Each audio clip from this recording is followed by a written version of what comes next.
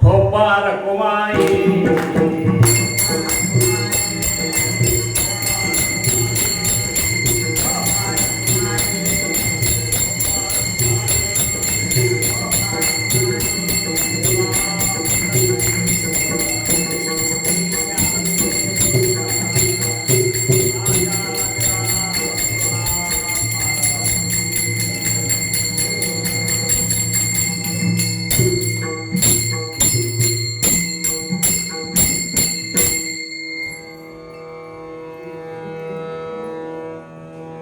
ಸಮರ್ಥರು ರಾಮದಾಸರು ತಮ್ಮ ದಾಸೋಹದಲ್ಲಿ ಹೇಳ್ತಾರ, ಜಯಾಸವಾಟೆ ಮೋಕ್ಷಭಾವ ತೇನೇ ಸದ್ಗುರು ಕರಾವ. ಯಾರಿಗೆ ಈ ಭವಸಾಗರದಿಂದ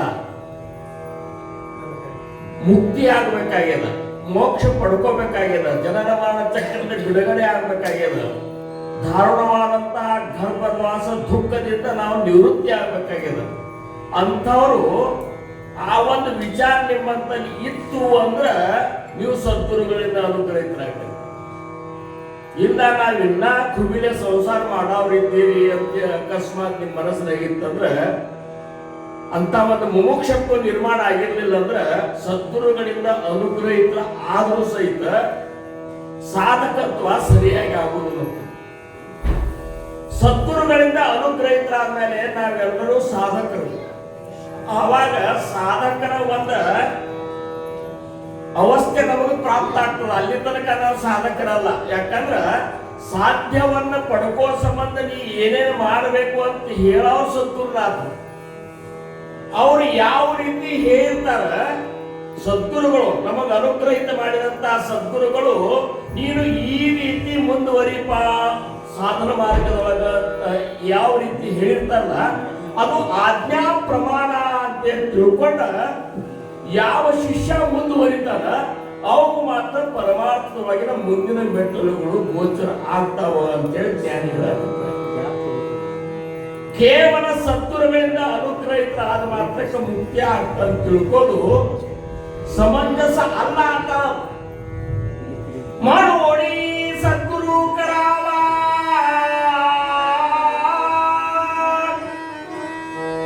ಸತ್ಸಂಗ ಶೋಧನ ಧರಾವ, ತತ್ವ ವಿಚಾರ ವಿವರಾವ, ಅಂತರ್ಯಾಮಿ.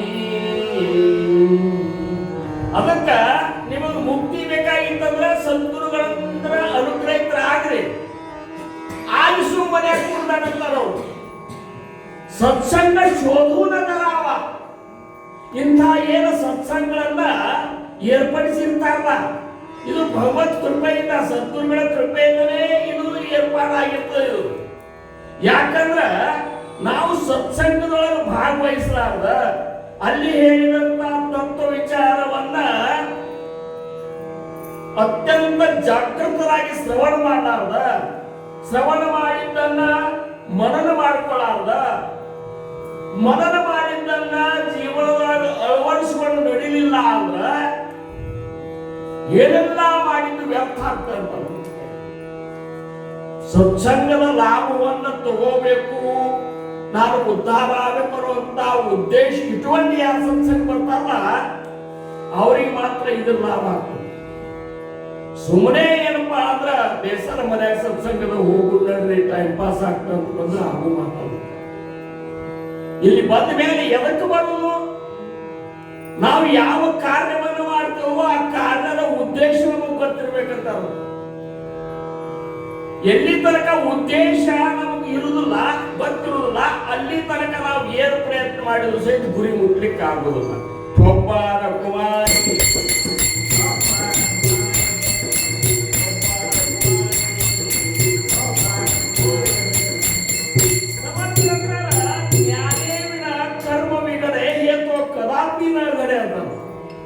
ನೀ ತಿಳಿಲಾರ್ದ ಮಾಡಿದಂತ ಯಾವುದೇ ಕೆಲಸ ಆಗಲ್ಲ, ಕರ್ಮ ಆಗಲಿ, ಅದು ಫಲಪ್ರದ ಆಗಲಿಕ್ಕೆ ಸಾಧ್ಯ ಇಲ್ಲ. ಅಕಸ್ಮಾತ್ ಆಗ್ಬೋದು ಕರೆ.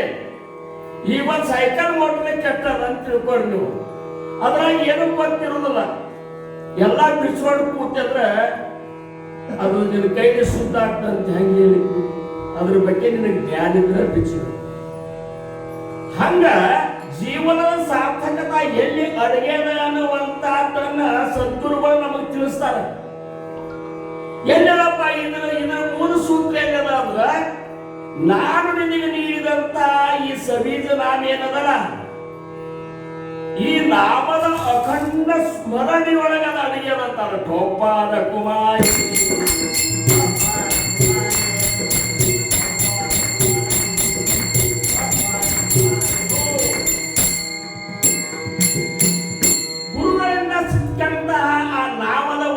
ನಾವೇನದಲ್ಲ ಅದು ಕೇವಲ ಹೆಸರಲ್ಲ. ಇವೆಲ್ಲ ಕಲ್ಪನೆಗಳು ನಮಗೆ ಇರಬೇಕಂತ ಅವರು. ಇದ್ರ ಅರ್ಥ ನಮಗೆ ಎಲ್ಲಿ ಆಗ್ತದೆ? ಸತ್ಸಂಗಕ್ಕೆ ಹೋದಾಗ ಮಾತ್ರ ಆಗಿರ್ತದೆ, ಉಳಿಕಿದಲ್ಲಿ ಒಂದು ಚರ್ಚೆ ಆಗುವುದಿಲ್ಲ. ಅದು ಸಬೀಜ ನಾಮ ಅನಿಸ್ಕೊಂಡದು. ಸಬೀಜ ನಾಮ ಅಂದ್ರ ಆ ಕೊಟ್ಟಂತಹ ನಾಮ ಮೊದಲು ಸದ್ಗುರುಗಳು ಆ ನಾಮವನ್ನ ಸ್ಮರಣೆಯನ್ನ ಮಾಡಿ ಆ ನಾಮದ ಸಾಕ್ಷಾತ್ಕಾರ ಮಾಡಿಕೊಂಡಿರ್ತಾರೆ.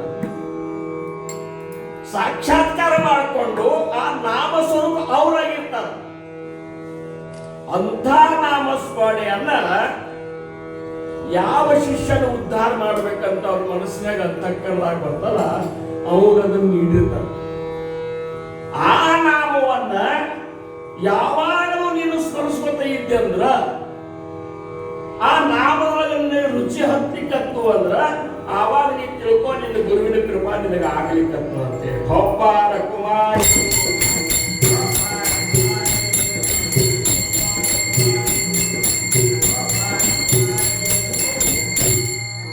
ಮತ್ತು ಬರೇ ನಾಮಸ್ಮರಣೆಯೊಳಗೆ ಸಾರ್ಥಕತೆ ಇತ್ತಂದ್ರೆ ಇಷ್ಟೆಲ್ಲ ಯಾಕೆ ಮಾಡೋದು ಅಂತೇಳಿ ಪ್ರಶ್ನೆ ಬರ್ತದೆ.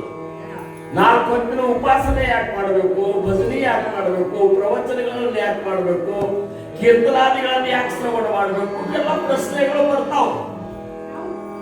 ಅವ್ರಂತಾರ ಇವೆಲ್ಲ ಎದಕ್ಕದ ಅಂದ್ರ ಆ ನಾಮದ ಮಹಿಮೆಯನ್ನು ತಿಳಿಸೋ ಸಂಬಂಧವ. ಆ ನಾಮನೇ ಜೀವನದ ಸಾರ್ಥಕತೆ ಒಂದು ನಾಮದ ಅಂತ ಅದು ತಿಳಿಬೇಕಾಗಿತ್ತಂದ್ರೆ ನೀವು ಇಂಥವು ಮಹಾತ್ಮರ ವಿಚಾರಗಳನ್ನು ಕೇಳಬೇಕು. ಈಗ ನೀವು ಚಿದಂಬರ ಅಂತಿಲ್ಲ, 4 ಅಕ್ಷರದ ನಾಮ ಅದು ಫಲಪ್ರದ ಆಗ್ಬೇಕಾದ್ರೆ ಅದ್ರೊಳಗ ಆ ನಾಡಿ ಯಾರಿದ್ದಾರೆ ಅಂದ್ರೆ ಮಹಾಸ್ವಾಮಿ ಚಿದಂಬರ ಇದ್ದಾರೆ. ಅದನ್ನು ನೀ ಮಾಡಬೇಕಾದ್ರೆ ನಿನ್ನ ಶ್ವಾಸದೊಳಗ ಪರಾ ಪಶ್ಯಂತಿ ಮಧ್ಯಮ ವೈಖರಿ 4 ವಾಣಿ ಒಳಗ ಆ ನಾಮ ಕೂಡಿಸಬೇಕು.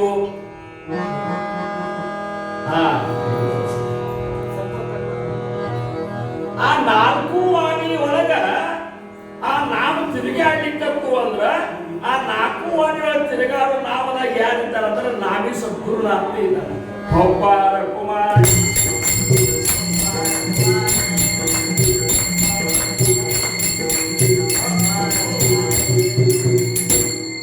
ಒಂದು ಮನುಷ್ಯರ ಜನ್ಮದ ಒಂದು ಸಾರ್ಥಕತೆ ಆಗಬೇಕಾಗಿತ್ತಂದ್ರ ಅದಕ್ಕೆ ಮುಖ್ಯವಾಗಿ ಸದ್ಗುರುವಿನ ಒಂದು ಪಾತ್ರ ಏನದ ಅಂದ್ರ ಕೇವಲ ಸದ್ಗುರುನೇ ಅದನ್ನ ಮಾಡ್ಲಿಕ್ಕೆ ಸಾಧ್ಯದ ಹೊರತಾಗಿ ಉಳಿಕಿದ ಯಾರಿಂದಲೂ ಇದು ಸಾಧ್ಯ. ಅದಕ್ಕೆ ಅವರೊಂದು ಜಯಾಸವಾಟೆ ಮೋಕ್ಷಭಾವ, ಯಾರಿಗೆ ಮೋಕ್ಷ ಬೇಕಾಗ್ಯದ ಏನೇ ಸದ್ಗುರು ಕರಾವ, ನೀವು ಸದ್ಗುರುಗಳಿಂದ ಅನುಗ್ರಹಿತರಾಗಲಿ. ಯಾಕಂದ್ರ ಸದ್ಗುರುವಿನ ಮೋಕ್ಷ ಪಾವ ಹೇ ಕಲ್ಪಾಂತಿನ ನಡೆಯುತ್ತಾರೆ ಸಮರ್ಥರು. ಕಲ್ಪಾಂತದೊಳಗೂ ಸಹಿತ ಗುರುನಾಥದಿಂದ ನೀವು ಉಪದೇಶ ಇಟ್ಟುಕೊಂಡಿದ್ರೆ ಆ ನಾಮದಿಂದಲೇ ಉದ್ಧಾರ ಆಗ್ತಾ ಗುರುನಾಥ್ ಇಲ್ಲಾರ್ದ ಮೋಕ್ಷ ಅನ್ನುವಂತ ಸಿಗುವುದಿಲ್ಲ. ಇಂಥ ಮಹಾನ್ ಮಹಿಮೆ ಸದ್ಗುರುನಾಥದ. ಅದು ನಮ್ಮ ಈ ಒಂದು ಕಾರ್ಯಕ್ರಮದ ಅಧಿಪತಿಗಳಾದಂತಹ ಸದಾನಂದ ಮಹಾರಾಜರು ಏನು ಜಮಖಂಡಿಯೊಳಗೆ ಅಲ್ಲೇ ಇಂಥ ಒಂದು ಆಧ್ಯಾತ್ಮ ಶ್ರವಣ ಮಾಡ್ಲಿಕ್ಕಂದ್ರು, ಶಿವಮಂದಿರೊಳಗೆ ಹೋಗಿತ್ತ ನಾಮಸ್ಮರಣೆ ಮಾಡ್ಲಿಕ್ಕಂದ್ರು, ಭಗವಂತರನ್ನು ಬೇಡ್ಕೊಳಿಕ್ಕಂದ್ರು ಆವಾಗ ಪ್ರೇರಣೆ ಆಗ್ತಾವ. ನೀನು ಸದ್ಗುರುಗಳಿಂದ ಅನುಗ್ರಹಿತ. ಆ ಸದ್ಗುರುವಿನ ಹಾದಿ ಕಾಯ್ಕೋತ ಎಷ್ಟು ಹಂಬಲದಿಂದ ನೋಡ್ತಿದ್ರು ಅವರು. ಯಾವಾಗ ನನಗೆ ಸದ್ಗುರು ಸಿಕ್ಕಾರ, ಯಾವಾಗ ನನಗೆ ಸದ್ಗುರು ಸಿಕ್ಕಾರ, ಯಾವಾಗ ನನಗೆ ಅನುಗ್ರಹ ಮಾಡ್ಯಾನ, ಯಾವಾಗ ಈ ಮಾರ್ಗ ತೋರಿಸ್ಯಾರ, ಯಾವಾಗ ಆ ಸವೆಯಲಾದಂತಹ ಬ್ರಹ್ಮಾನಂದದ ಅನುಭೂತಿ ನಾ ಯಾವಾಗ ಉಂಡೇನು, ನಿಜವಾದ ನನ್ನ ಸ್ವರೂಪ ಸಾಕ್ಷಾತ್ಕಾರ ನನ್ನ ಎಂದಾಗಿತ್ತು, ಈ ತಳಮಳ ಅವ್ರಿಗೆ ಹತ್ತು ಅಂತೇಳಿ ವಿಜಾಪುರದೊಳಗಿದ್ದವ್ರು ಜಮಖಂಡಿಗೆ ಬರಬೇಕಾದವ್ರು ಗುರುಗಳು. ವಿಶ್ವನಾಥ ಸದ್ಗುರು ವಿಶ್ವನಾಥ ಗುರುಗಳು ವಿಜಾಪುರದವ್ರವರು. ಆದ್ರೆ ಒಬ್ಬ ಶಿಷ್ಯನ ತಳಮಳ, ಒಂದು ಜೀವಿಯ ತಳಮಳವನ್ನು ಪೂರ್ತಿ ಮಾಡೋ ಸಂಬಂಧ ಇಲ್ಲಿ ಬಂದ್ರು. ಅವರ ಯೋಗ್ಯತಾ ಏನದ, ಅವರ ಅಂತರ್ಸ್ಥಿತಿ ಏನದ ಅನ್ನುವಂತ ಸದಾನಂದ ಮಹಾರಾಜ ಕಂಡಿಡಿದರು. ಎಷ್ಟೋ ಮಂದಿಗೆ ಸದ್ಗುರುಗಳು ನಮ್ಮ ಜೊತೆ ಇದ್ರು ಸಹಿತ ಅವ್ರಿಗೆ ಯೋಗ್ಯತಾ ಗೊತ್ತಾಗಬೇಕಾಗಿತ್ತಂದ್ರು ಸಹಿತ ಭಾರಿ ಅನಂತ ಜನ್ಮದ ಸುಕೃತ ಬೇಕಂತ. ಇರ್ಲಿಕ್ಕಂದ್ರೆ ಗುರುನಾಥ ಮಕ್ಕಳಿದ್ರು ಸಹಿತ ಅವನು ಮನುಷ್ಯರ್ಗತನೇ ಇದ್ದಾನಂತೀಯ, ಆ ಮಹತ್ವನೇ ಗೊತ್ತಾಗುವುದು. ಗೊತ್ತಾದ ಸದಾನಂದ ಮಹಾರಾಜರಿಗೆ ಹೋಗಿ ಶರಣಾಗತರಾದ್ರು. ಇವರಿಗೆ ಏನ್ ತಳಮಳ ಅದ ಅನ್ನುವಂಥದ್ದು ಅವ್ರಿಗೆ ಗೊತ್ತಾಗ. ಯಾರಿಗೆ? ವಿಶ್ವನಾಥ ಮಹಾರಾಜರು. ಶಿಷ್ಯ ಮುಂದೆ ಕೂತು ಕೂಡಲೇ ಯಾರು ಅನುಗ್ರಹಿತ ಆಗ್ಬೇಕಂತ ಬಂದಿರ್ತಾರ ಅವ್ರ ಮುಂದೆ ಕೂತಾಗ ಅವ್ರು 21 ಜನ್ಮದ ಹಿಸ್ಟ್ರಿ ಗೊತ್ತಾಗ್ತಾವ ಸದ್ಗುರುಗಳಿಗೆ.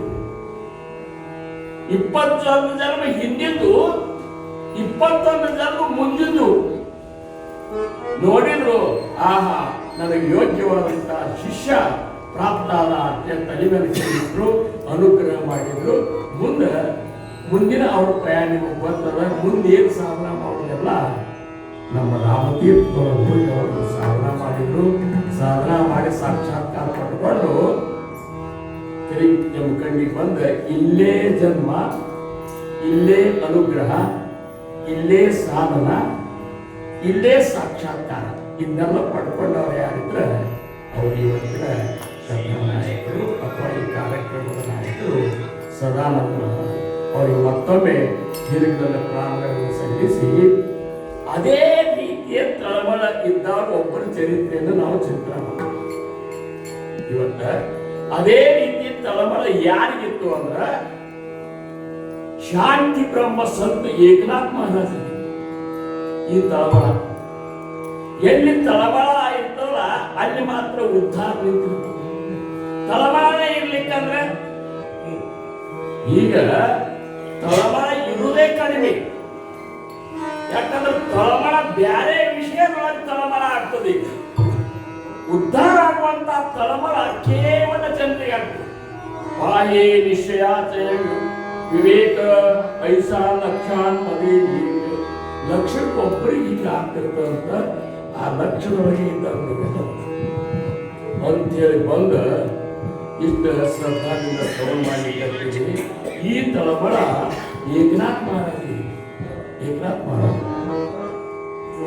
ಏಕನಾಥ ಮಹಾರಾಜರ ಜನ್ಮ ಆಗಿದ್ದು ಪೈಠಣದೊಳಗೆ. ಪೈಠಣ ಮಹಾರಾಷ್ಟ್ರದ ಪೈಠಣದೊಳಗೆ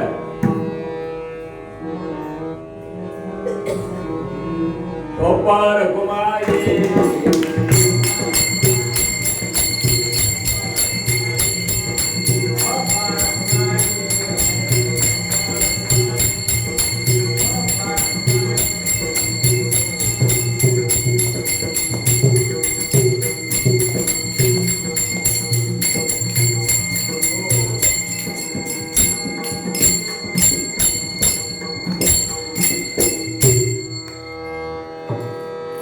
उत्तम बीजा पोटी फळ गोमटे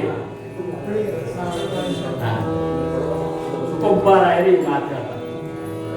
ಬೀಜ ಚಲೋ ಇತ್ತಂದ್ರೆ ಆ ಬೀಜದೊಳಗೆ ಫಲಾನು ಅಷ್ಟೇ ಶ್ರೇಷ್ಠ ಪ್ರಾಪ್ತ ಆಗ್ತದಂತ. ಹಂಗ ಒಬ್ಬ ಮಹಾತ್ಮ, ಒಬ್ಬ ಸಂತ ಸುನೀಲ, ಒಬ್ಬ ಮಹಾತ್ಮ, ಒಬ್ಬ ಸಂತ, ಒಬ್ಬ ಜಗತ್ ಕಲ್ಯಾಣಕ್ಕಾಗಿ ಅವತರಿಸಿ ಬರುವಂತ ಪರಬ್ರಹ್ಮ ಸ್ವರೂಪದ ಅಂಶ ಜನ್ಮ ತಗೋಬೇಕಾತಂದ್ರ ಆ ಗರ್ಭ, ಆ ಮನೆತನ ಸಂಸ್ಕಾರ ಪೂರ್ಣ ಭಕ್ತಿಯಿಂದ ತುಂಬಿರ್ಬೇಕಾಗಿತ್ತು. ಅಂತ ಶ್ರೇಷ್ಠ ಭಕ್ತರಿಂದ ಕೂಡಿದಂತಹ ಕುಟುಂಬ ಯಾರ್ದಂದ್ರ ಏಕನಾಥ್ ಮಹಾರಾಜರ ಪೂರ್ವಜರ ಬಗ್ಗೆ ನೀವು ಕಲ್ಪನೆ ಮಾಡಿದ್ರಂದ್ರ ಏಕನಾಥ್ ಮಹಾರಾಜರ ಮುತ್ತಜ್ಜ ಮುತ್ಯನ ಅಪ್ಪ ಯಾರಂದ್ರ ಸಂತ ಶ್ರೇಷ್ಠ ಭಾನುದಾಸ್. ಸಂತ ಶ್ರೇಷ್ಠ ಭಾನುದಾಸ್ ಮಹಾರಾಜ. ಭಾನುದಾಸರ ಒಂದು ಕರ್ತೃತ್ವ ಹೆಂಗಿತ್ತು, ಅವ್ರ ಸಾಧನ ಹೆಂಗಿತ್ತು, ಅವ್ರ ಭಾವ ಹೆಂಗಿತ್ತು, ಅವ್ರ ಭಕ್ತಿ ಹೆಂಗಿತ್ತು ಅಂತ ಕಲ್ಪನಾ ಮಾಡ್ಕೊಳ್ಳಿಕ್ಕೆ ಆಗೋದಿಲ್ಲ. ಕಲ್ಪನಾ ಮಾಡ್ಕೊಳ್ಳಿಕ್ಕೆ ಆಗೋದಿಲ್ಲ. ಯಾಕಂದ್ರ ಒಂದು ಸಮಯ 12-13ನೇ ಶತಮಾನದೊಳಗ ಮಾವುಳಿ ಜ್ಞಾನೇಶ್ವರರು, ನಿವೃತ್ತಿನಾಥರು, ಸೋಪಾನ ಕಾಕ, ಮುಕ್ತಾಬಾಯಿ, ನಾಮದೇವ ಮಹಾರಾಜರು, ಗೋರಾ ಕುಂಬಾರ, ಚೋಕಾಮೇಳ, ಸಾವಂತಮಾಳಿ ಇಂಥ ಅನೇಕ ಮಹಾನ್ ಸಂತರ ಒಂದು ಪ್ರಾದುರ್ಭಾವ ಈ ಭೂಮಿ ಮೇಲೆ ಯಾವಾಗ ಆತಂದ್ರ 13ನೇ ಶತಮಾನದಾಗ ಆಯ್ತು. ಅವ್ರು ಈ ಭೂಮಿ ಮೇಲೆ ಭಕ್ತಿಯನ್ನ, ಭಗವಂತನ ಭಕ್ತಿಯನ್ನ ಹಿಂದ ಅವರು ಸ್ಥಾಪನಾ ಮಾಡಿದ್ರಲ್ಲ, ಅದನ್ನು ಕಲ್ಪನಾ ಮಾಡ್ಕೊಳ್ಳಿಕ್ಕೆ ಆಗೋಲ್ಲ. ನಮಗೆಲ್ಲರಿಗೂ ಗೊತ್ತದ. ಯಾರು ಬೇಕಾದ್ರೆ ನೀವು ಅಕಸ್ಮಾತ್ ಈ ಮಾರ್ಗದೊಳಗೆ ಇದ್ದವ್ರನ್ನ ಎಬ್ಬಿಸಿ ಸಂತ ತುಕಾರಾಮ್ ಮಹಾರಾಜರು ಯಾವ ಅಂತ ಕೇಳಿದ್ರೆ ದೇವದವರು ಅಂತ. ಮೌಳಿ ಜ್ಞಾನೇಶ್ವರ ಊರು ಯಾವುದು ಅಂದ್ರೆ ಆಳಂದಿ ಅಂತ. ಇವರೆಲ್ಲ ಯಾರ ಭಕ್ತರು ಅಂದ್ರ ಸಾಕ್ಷಾತ್ ಸಗುಣ ಬ್ರಹ್ಮ ಪಾಂಡುರಂಗನ ಭಕ್ತರು ಅಂತೇಳಿ ನಿತ್ಯಗನ್ನಾಗ ಸಹಿತ ಹೇಳ್ತಾರೆ. ಯಾಕಂದ್ರ ಎಲ್ಲರೂ ಹೃದಯದೊಳಗೆ ಹಂಗ ಭಕ್ತಿ ಸಾಮ್ರಾಜ್ಯವನ್ನ ಇವರು ಸ್ಥಾಪಿಸಿದರು. ಠೋಪಾರ ಕುಮಾರ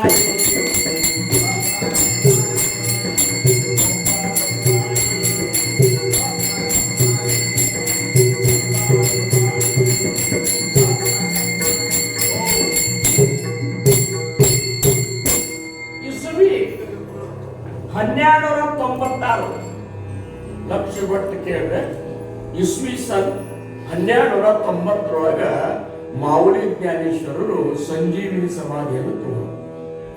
ಅವರು ಹುಟ್ಟಿದ್ದು 1275 ಇಸ್ವಿ ಹೇಳಿಕಂತನ ಶಕೆ ಅಲ್ಲ. 1275ರಲ್ಲಿ 21 ವರ್ಷ ಅವರು ತಮ್ಮ ಅವತಾರ ಕಾರ್ಯದೊಳಗ ಎಂತ ಕಾರ್ಯ ಮಾಡಿದ್ರಲ್ಲ, ಭಾವಾರ್ಥ ದೀಪಿಕಾ ಜ್ಞಾನೇಶ್ವರಿ ಗ್ರಂಥವನ್ನ ಭಗವದ್ಗೀತೆಯ ಮೇಲೆ ಟೀಕೆಯನ್ನಾಗಿ ಅಂದ್ರೆ ಭಕ್ತಿ ಪ್ರಾರಂಭವಾಗಿ ವಿವರಣ ಬರೆದವರು ಮೌಲಿ ಜ್ಞಾನೇಶ್ವರರು. ಹೆಂಗ್ ಬರ್ದಿರ್ಬೇಕು?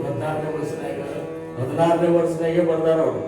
ಹೆಂಗ್ ಬರ್ದಿರ್ಬೇಕು ಅಂದ್ರ ನಿವೃತ್ತಿನಾಥ್ ಅವ್ರ ಸದ್ಗುರುನಾಥರ, ಅವರ ಗುರುಗಳಾದಂತ ಸದ್ಗುರುನಾಥರ ಒಂದು ಕೃಪೆಯಿಂದ, ಅವರ ಒಂದು ಆಜ್ಞೆಯಿಂದ, ಹಂಗ ಗುರುನಾಥ ಆಜ್ಞಾ ಮಾಡಿದಂದ್ರ ಮೂಕಂ ಕರೋತಿ ವಾತಾವರಣ ಪಂಗುಂ ಲಂಘಯತೆ ಗಿರಿಂ. ಕುಂಡನೂ ಸಹಿತ ಗಿರಿಯನ್ನು ಏರಬಲ್ಲ, ಮೂಕನೂ ಸಹಿತ ಮಾತಾಡಬಲ್ಲ. ಯಾವಾಗ ಸದ್ಗುರುನಾಥನ ಕೃಪೆ ಆದ ಅಂತ 16 ವರ್ಷದ ಹುಡುಗ ಜ್ಞಾನೇಶ್ವರಿ ಗ್ರಂಥವನ್ನು ಬರೆದ್ರ ಒಂದು ವಿಷಯ ತಿಳಿಸ್ಲಿಕ್ಕೆ 10 ದೃಷ್ಟಾಂತಗಳನ್ನು ಕೊಟ್ಟು ಬರೆದಾರ. ಸಾಮಾನ್ಯ ಕೆಲಸ ಅಲ್ಲ. ಮಾತೃ ಸ್ವರೂಪದ ವಾಣಿ ಅದ. ಆ ವಾಣಿಯನ್ನ ಶ್ರವಣ ಮಾಡಿದ್ರಂದ್ರ ನಿಮ್ಮಲ್ಲಿ ಬದಲಾವಣೆ ಆಗಲಿಕ್ಕೇ ಬೇಕು. ಠೋಪಾರ ಕುಮಾರಿ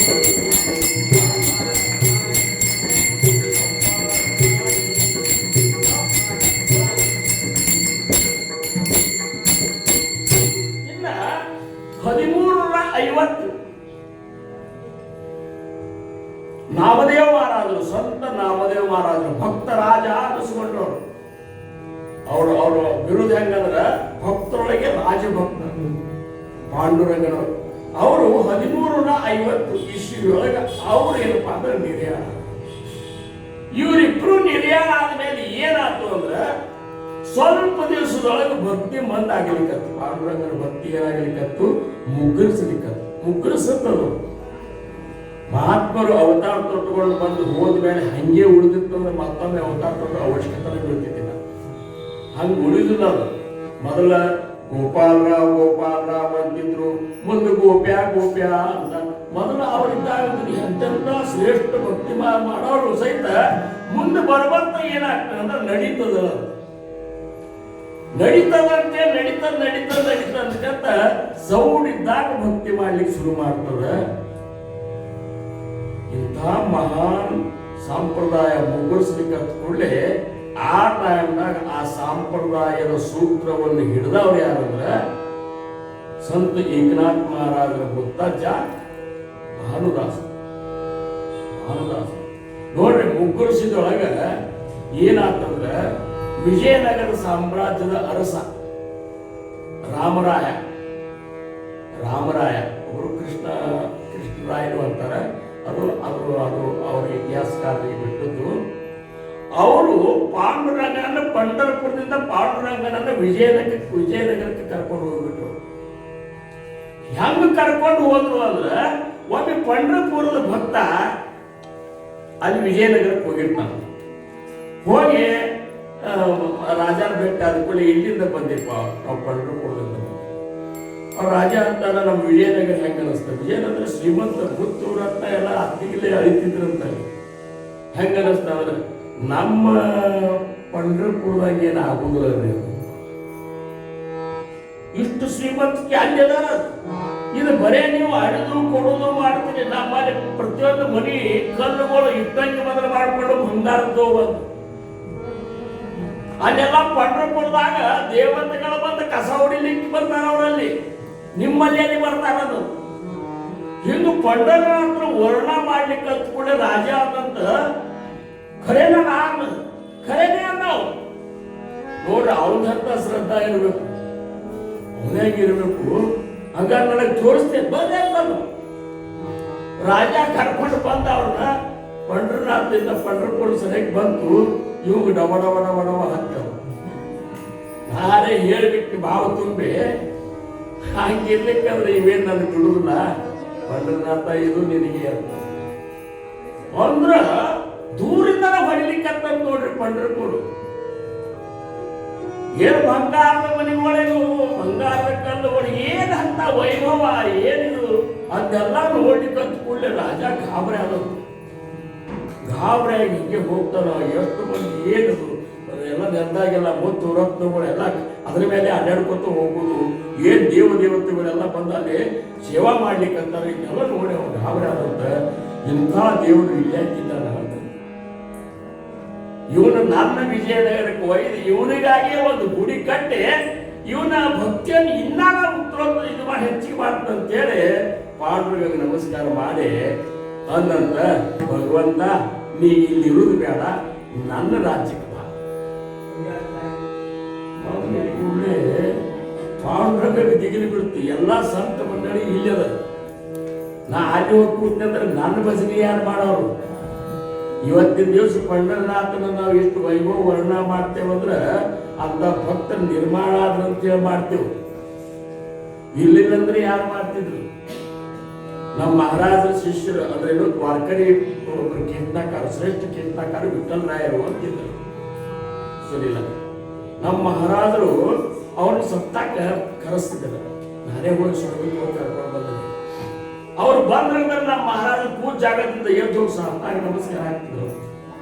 ಹಾಗೆ ಅಪ್ಕೊಂಡು ತಮ್ಮ ಮಗಳು ಕೂರಿಸ್ಕೊತಿದ್ರು. ಅವರು ಇಷ್ಟೊಂದು ಆನಂದದಿಂದ ಒಮ್ಮೆ ಕೂತ್ರು ಅವ್ರು. ನಮ್ಮ ಮಹಾರಾಜರ ಮಗಳ ಮೊದಲೇ ಸರಿ, ಎರಡನೇ ಸರಿ ಬಂದಾಗ ಅಲ್ಲಿ ಕೂಡಿ ಅದ್ರಪ್ಪ ಹುಲಿ ಅಂದ್ರು. ಅದು ಹುಲಿನ ಇಲ್ಲೇ ಕೂಡುವಂತೆ ಇಲ್ಲೇ ಕೂತ್ರು, ಸೇವೆ ಮಾಡಿದ್ರು. ಮುಂದೆ ಏನಾಯ್ತು ಅಂದ್ರೆ ಅವ್ರಿಗೆ ಲಕ್ವ ಹೊಡಿತು. ಲಕ್ವ ಹೊಡೆದ ಕೂಡಲೇ ಬರ್ಲಾರ್ದಂಗೆ ಆಗಿಬಿಡ್ತು. ಇದು ಮಾಡ್ಕೊಂಡು ಬರ್ಕೊಂಡ್ಬಿಟ್ರು. ಒಂದು ಭಾಗ ಇದು ಆಗಿಬಿಡ್ತು. ಅವಾಗ ನಮ್ಮ ಮಹಾರಾಜರು ವಿಠ್ಠಲರಾಯನ ಭೇಟಿ ಆಗಿಬಿಟ್ಟು ನೋಡಿ ಅಂತ ಒಂದು 4 ಮಂದಿ ಶಿಷ್ಯನ ಕರ್ಕೊಂಡು ಹೋದ್ರು. ಅವ್ರಿಗೆಲ್ಲ ಶುಗರ್, ಎಕ್ದಮ್ ಜೋರ್ ಶುಗರ್ ಇತ್ತು ಅವ್ರಿಗೆ. ಕಲ್ಸಕ್ರಿ ಅವ್ರು ಹೇಳ್ತಿದ್ರು ಕೀರ್ತನಕಾರ ವಿಠ್ಠಲರಾಯನ ತಮ್ಮ ಕೀರ್ತನದಾಗ ಹಿಂದಾಗಡೆ ಬಂದು ಹೇಳಿದ್ದೀನಿ ಅಂತ ಹೇಳ್ತಿದ್ರು ಅವ್ರು.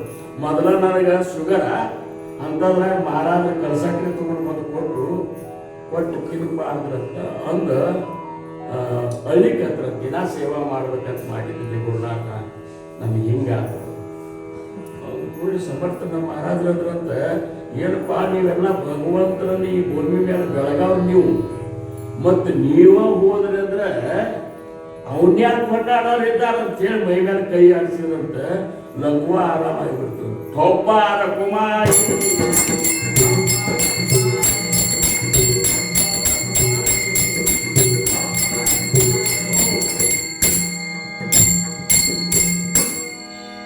ಭಗವಂತ ರೊಟ್ಟ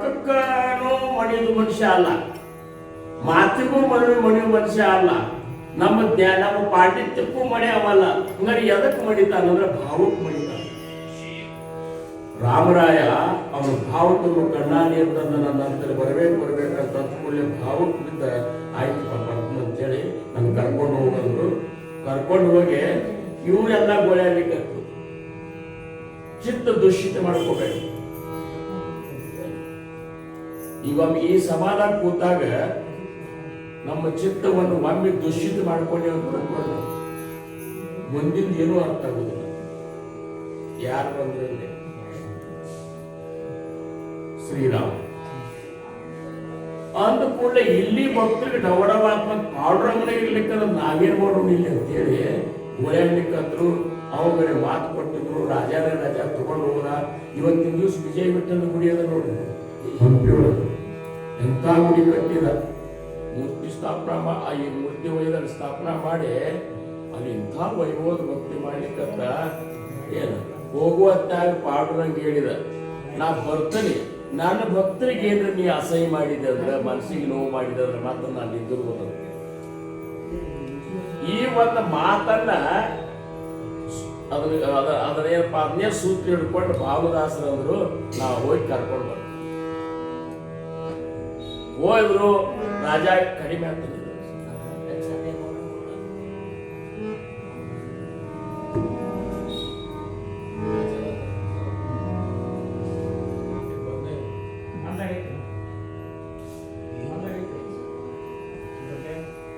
ಒಬ್ಬರ ಕುಮಾಯಿ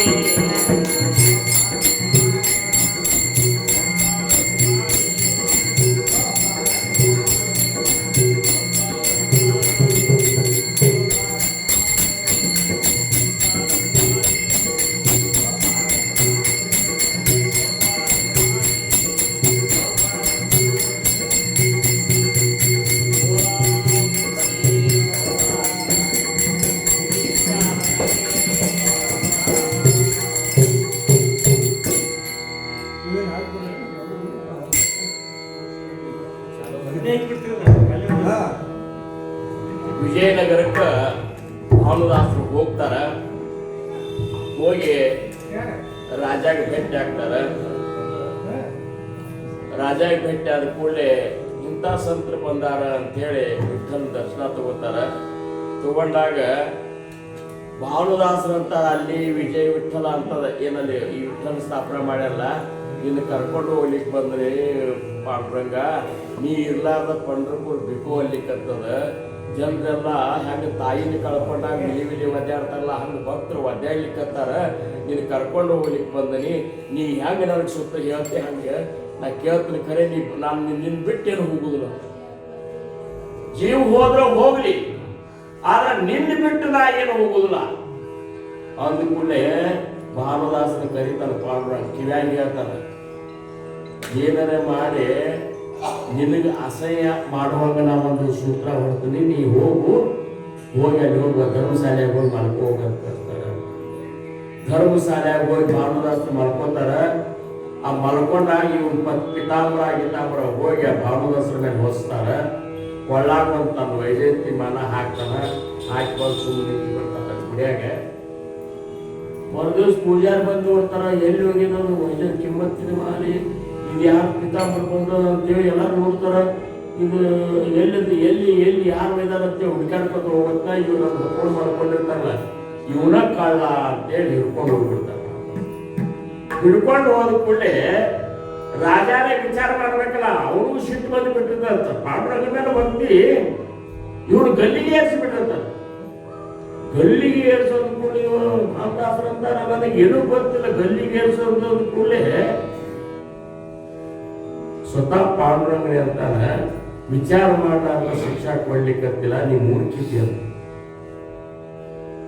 ಯಾಕಂದ್ರೆ ವಿಚಾರ ಮಾಡು, ಅದನ್ನ ನಾನೇ ಹೋಗಿ ಹೊಂದಿಸಿ ಬಂದನಿ, ನಿನಗೆ ಇಷ್ಟು ವಿಚಾರ ಮಾಡಲಾರ್ದ ಕೊಡ್ತೇವೆ ಅಂದಾಗ ನನ್ನ ಭಕ್ತಿಗೆ ನೀ ಅಸಹ್ಯ ಮಾಡಿ ಅಂತ ಹೇಳಿ ಭಾನುದಾಸರ ಜೊತೆ ಪಂಡ್ರಪುರ. ಇಂಥ ಮಹಾನ್ ಸಂತರ ಮೊಮ್ಮಗನ ಮಗ, ಮರಿಮೊಮ್ಮಗ ಯಾರು ಅಂದ್ರೆ ಸಂತ ಏಕನಾಥ. ಭಾನುದಾಸರ ಮಗ ಚಕ್ರಪಾಣಿ. ಚಕ್ರಪಾಣಿಯ ಮಗ ಸೂರ್ಯನಾರಾಯಣ. ಸೂರ್ಯನಾರಾಯಣನ ಮಗ ಏನಿದ್ದಾರಲ್ಲ ಅವರು ಏಕನಾಥ. ಏಕನಾಥ ಮಹಾರಾಜರ ಜನ್ಮ ಆದ ಕೂಡಲೇ ತಂದೆ ತಾಯಿ ಇಬ್ಬರು ಕೆಲಸ ಆಗಿರು. ಯಾಕಾಗ್ತಾರ್ರಿ ಅಂತ ಅನ್ಬೇಡ, ಅವರು ಏನದು ಯಾವುದೋ ಮೂಲಾ ನಕ್ಷತ್ರದೊಳಗೆ ಹುಟ್ಟಿರ್ತಾರೆ. ಮೂಲಾ ನಕ್ಷತ್ರದೊಳಗೆ ಹುಟ್ಟಿದ್ದಕ್ಕೆ ಹಂಗ ಆಗ್ತ ಅಂತ ಹೇಳ್ತಾರ. ಅದಕ್ಕೇನು ಸಂಬಂಧ ಇಲ್ಲ. ಆದ್ರೆ ತಂದೆ ತಾಯಿಗಳು ಹುಟ್ಟಿದ ಕೂಡಲೇ ತಿಳ್ಕೊಂಡ ಕೂಡಲೇ ಮುತ್ಯ ಅಂತಾರ. ಹುಟ್ಟಿದ ಕೂಡಲೇ ಅವ್ವ ಅಪ್ಪನ ಕಳಿಸಿ ಒಂದೇ ಉಳಿದು ಅಂತೇಳಿ ಏಕೆ ಒಂದೇ ಉಳಿದಾನ ಅಂತೇಳಿ ಏಕನಾಥ. ಇನ್ನೊಂದು ವಿಚಾರ ಮಾಡಿದ್ರೆ ಅವ್ರ ಕುಲದೇವತನೇ ಏಕವೀರ. ಹಿಂಗಾಗಿ ಏಕನಾಥ್ ಅಂತ ಹೆಸರಿಟ್ಟು, ಏಕನಾಥ್ ಅಂತ ಹೆಸರಿಟ್ಟ ಮೇಲೆ ನೋಡ್ರಿ, ಭಾನುದಾಸರ ಒಂದು ಕುಲದಾಗ ಆ ಪೈಠಣ ಅನ್ನುವಂಥದ್ದು ಧರ್ಮಪೀಠ ಅದ. ಅದು ಸಾಮಾನ್ಯ ಊರಲ್ಲ. ಪೈಠಣ ಅನ್ನುವಂಥದ್ದು ಮಹಾರಾಷ್ಟ್ರದೊಳಗೆ ಅಲ್ಲಿ ಬ್ರಾಹ್ಮಣರ ಪಾಂಡಿತ್ಯ ತುಂಬಿದಂತ ಬ್ರಾಹ್ಮಣರಿತ್ತು. ಬ್ರಹ್ಮ ಸಭೆಗಳಾಗ್ತಿದ್ದು. ಅವರಿಗೆ ಭೂದೇವತೆಗಳು ಓದ್ತಿದ್ರು. ಅವರಿಗೆ ಭೂದೇವತೆಗಳು ಬ್ರಾಹ್ಮಣರು. ಅಂತ ಧರ್ಮಪೀಠ ಯಾವಾಗಲೂ ಅಲ್ಲಿ ಸಂತರೊಳಗೆ ಬರ್ತಿತ್ತು. ಭಾನುದಾಸರು ಇದ್ರಾಗ ಈ ಏಕನಾಥರ ಮನೆಯಾಗ ಸತ್ಸಂಗಗಳಾಗ್ತಿತ್ತು, ಈಗ ಭಜನೆಗಳಾಗ್ತಿತ್ತು, ಇಂಥ ಪ್ರವಚನಾದಿಗಳಾಗ್ತಿತ್ತು. ಊರು ತುಂಬ ಇದೇ ನಡೀತಿತ್ತು. ಹುಡುಗನ ಶ್ರವಣ ಮಾಡಿ ಮಾಡಿ ಮಾಡಿ ಸಣ್ಣ ವಯಸ್ಸಿನಾಗ ಗೊತ್ತಾಗೋದು, ನಾವು ಉದ್ಧಾರ ಆಗ್ಬೇಕಾದ್ರೆ ನನಗೆ ಸದ್ಗುರುಗಳಿಂದ ಅನುಗ್ರಹ ಇಲ್ಲ. ಒಬ್ಬಾರ ಕುಮಾರಿ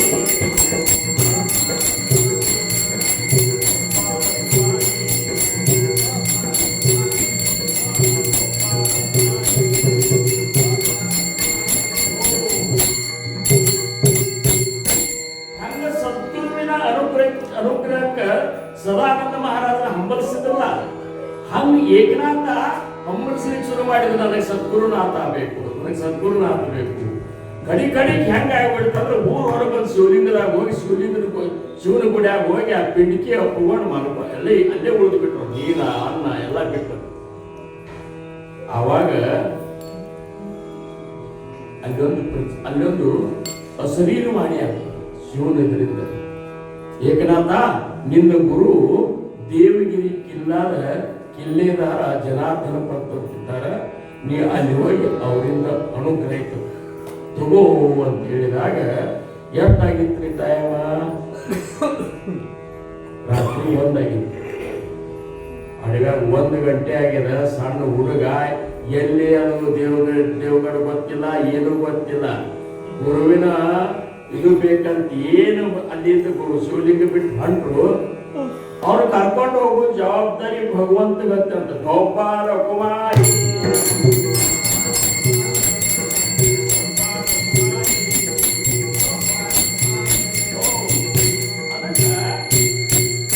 ನಮ್ಮಲ್ಲಿ ಯಾವುದೇ ಒಂದು ಚಿಂತನ ಇರ್ಲಿ, ಚಿಂತಿರ್ಲಿ, ಅದನ್ನ ಪರಿಹರಿಸುವುದು ಯಾವುದಂದ್ರೆ ಭಗವಂತನ ನಾಮ, ಭಗವಂತನ ಸ್ಮರಣ. ಅದಕ್ಕೆ ಏಕನಾಥ ಮಹಾರಾಜರು ತಮ್ಮ ಒಂದು ಅಭಂಗದೊಳಗೆ ಹೇಳ್ತಾರ, ಭಾಗ್ಯಶ್ರೀ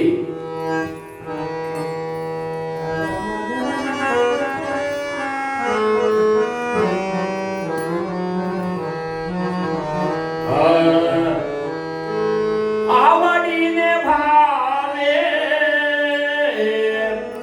हरिनाम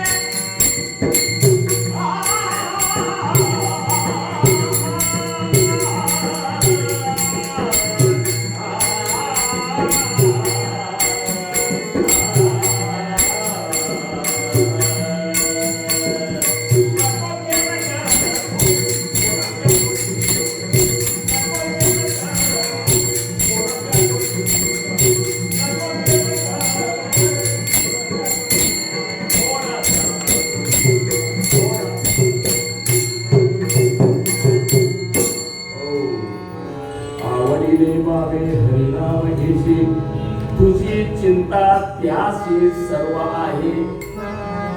नको खेद करू कोणत्या गोष्टीच्या पती लक्ष्मीच्या झाड तसे. सकाळ जीवाच्या करीतो सांभाळ तुझं मोकळीला ऐसे नाही. जैसे स्थिती आहे तैसे परी राहे कौतुक तो पाहे संगीताचे ठोपार कुमारी.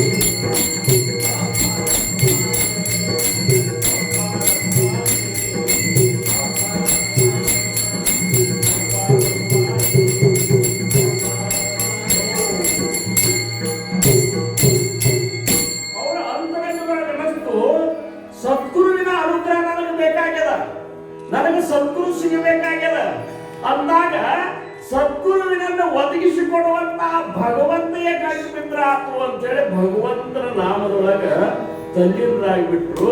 ಯಾಕಂದ್ರೆ ಅವ್ರಿಗೆ ಅನಿಸ್ತು ಪತಿ ಲಕ್ಷ್ಮೀಚ ಜಾಗೃತಸೆ ಅವ್ನಿಗೆ ಇದು ಗೊತ್ತದ, ಯಾಕೆ ನಾ ಚಿಂತೆ ಮಾಡ್ಯದ ನಾನು. ಅದಕ್ಕೆ ಅವ್ರಂದ್ರು ತುಜಿ ಚಿಂತಾತ್ಯಾಸಿ ಸರ್ವ आहे. ಚಿಂತೆ ಮಾಡುದು ಬೇಕಾಗ್ಯದ ನಮಗ. ಚಿಂತನ ಮಾಡ್ಕೊಂತ ಮಾಡ್ಕೊಂತ ಚಿಂತೆ ಹತ್ತಬೇಕು. ಭಗವಂತನ ಪ್ರಾಪ್ತಿಯ ಚಿಂತೆ ಹತ್ತಬೇಕು ನಮಗ. ರೊಕ್ಕ ರೂಪಾಯಿ ಅಧಿಕಾರ ಅಂತಸ್ತ ಪ್ರತಿಷ್ಠಾ ಇವ್ರ ಚಿಂತೆ ಹತ್ತಬಾರದು. ನನಗೆ ಭಗವಂತ ಬೇಕು ಅಂತೇಳಿ ಚಿಂತೆ ಹತ್ತಬೇಕು. ಶಿವಲಿಂಗದಿಂದ ಏನಪ್ಪಾ ಅಂದ್ರ ಅಂತ ಒಂದು ಅಶರೀರವಾಣಿ ಆತು. ರಾತ್ರಿ ಹೊಂಟು ಬಿಟ್ರು, ದೇವಗಳಿಗೆ ಹೋದ್ರು.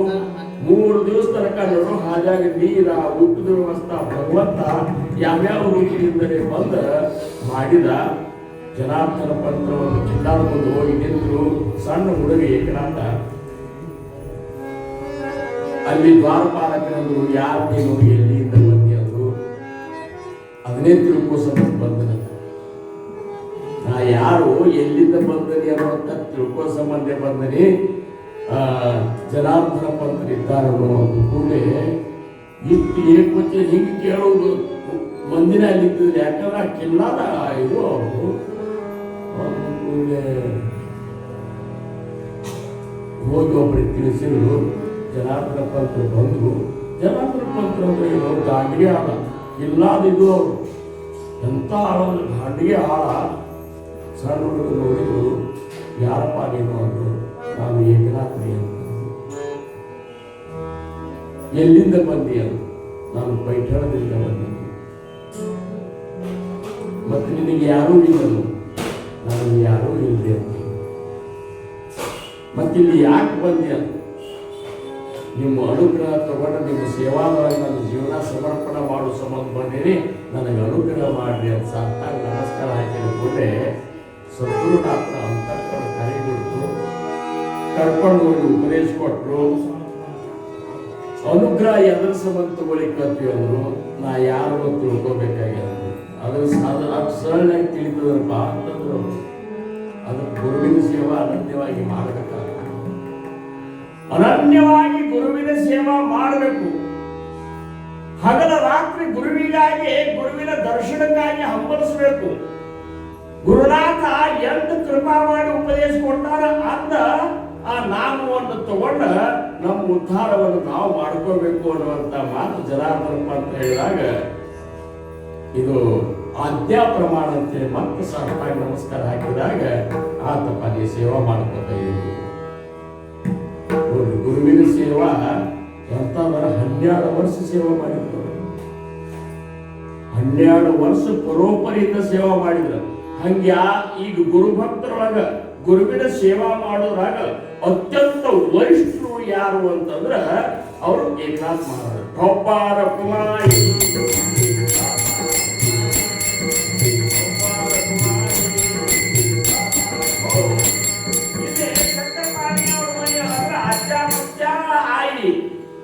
ಒಬ್ಬನೇ ಉಳ್ದಾನ. ಇವ್ ಎಲ್ಲಿ ಹೋದ ಎಲ್ಲಾ ಕಡೆ ಹುಡುಕ್ಯಾಡ್ಸಿ ಸೋತಿ ಬಿಟ್ರು. ಅವರು ಸೋತ್ ಅದೇ ಅವ್ನ ಚಿಂತನವಾಗಿದ್ರು.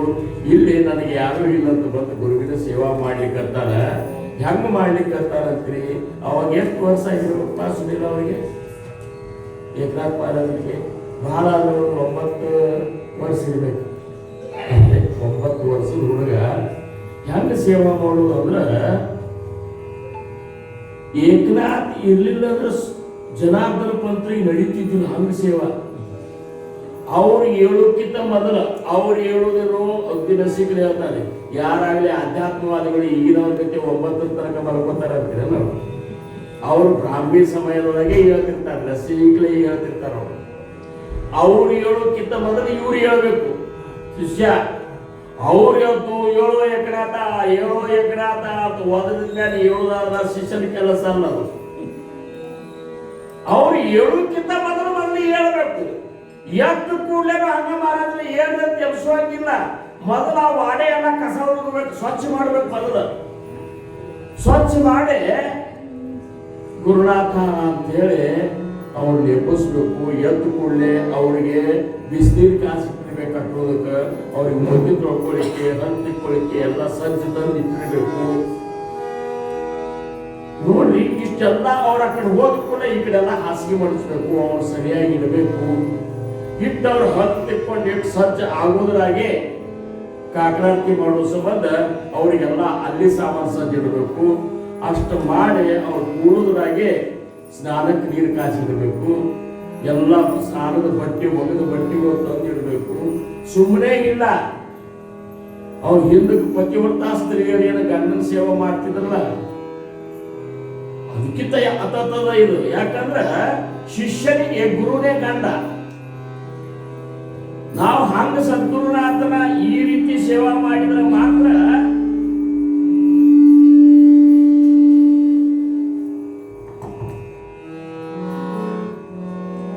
ಸದ್ಗುರುನಾಥ ಸಂತೋಷಗೊಳ್ತಾನೆ. ಸದ್ಗುರುನಾಥ ಸಂತೋಷಗೊಳ್ಳಾರ್ದ ಜೀವನದ ಸಾರ್ಥಕತೆ ಅನ್ನುವಂಥದ್ದು ಕನಸನ್ನು ತಿಳ್ಕೊಂಡ್ಬಿಡ್ರಿ. ಆ ಗುರುನಾಥ ಹೌದೌದು ಅನ್ಬೇಕು. ಅವ ಅನಂತ ಪಡಬೇಕು. ಹಂಗ ಸೇವೆ ಮಾಡೋಕೆ ಇಷ್ಟೆಲ್ಲ ತಯಾರಿ ಮಾಡ್ತಿದ್ದಂತ ನೋಡ್ರಿ ನಮ್ಮ ಏಕನಾಥ. ಸಣ್ಣ ಹುಡುಗ ಇಷ್ಟೆಲ್ಲ ಮಾಡ್ತಿದ್ದ.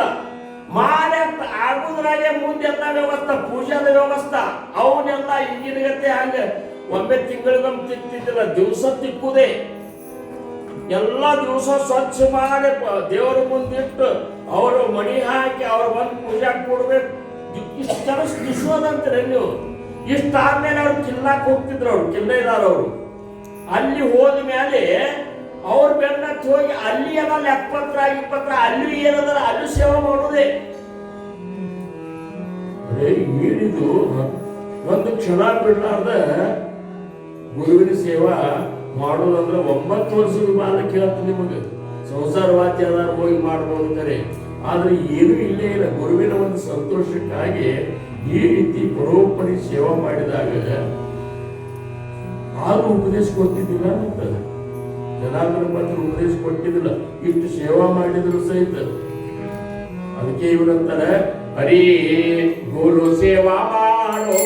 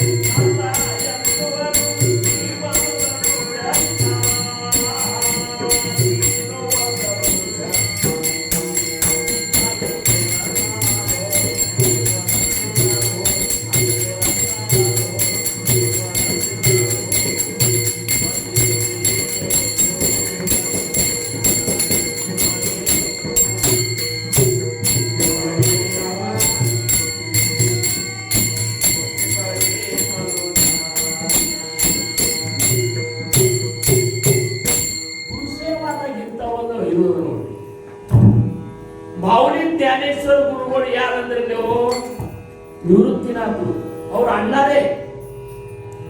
ಅಣ್ಣಾರೇ ಗುರು ಇದ್ರು ಸಹಿತ ಒಂದ್ ದಿವಸ ಸಹಿತ ಸತಾ ಮಾಡಿ ಅಣ್ಣ ಅಲ್ಲಿಲ್ಲ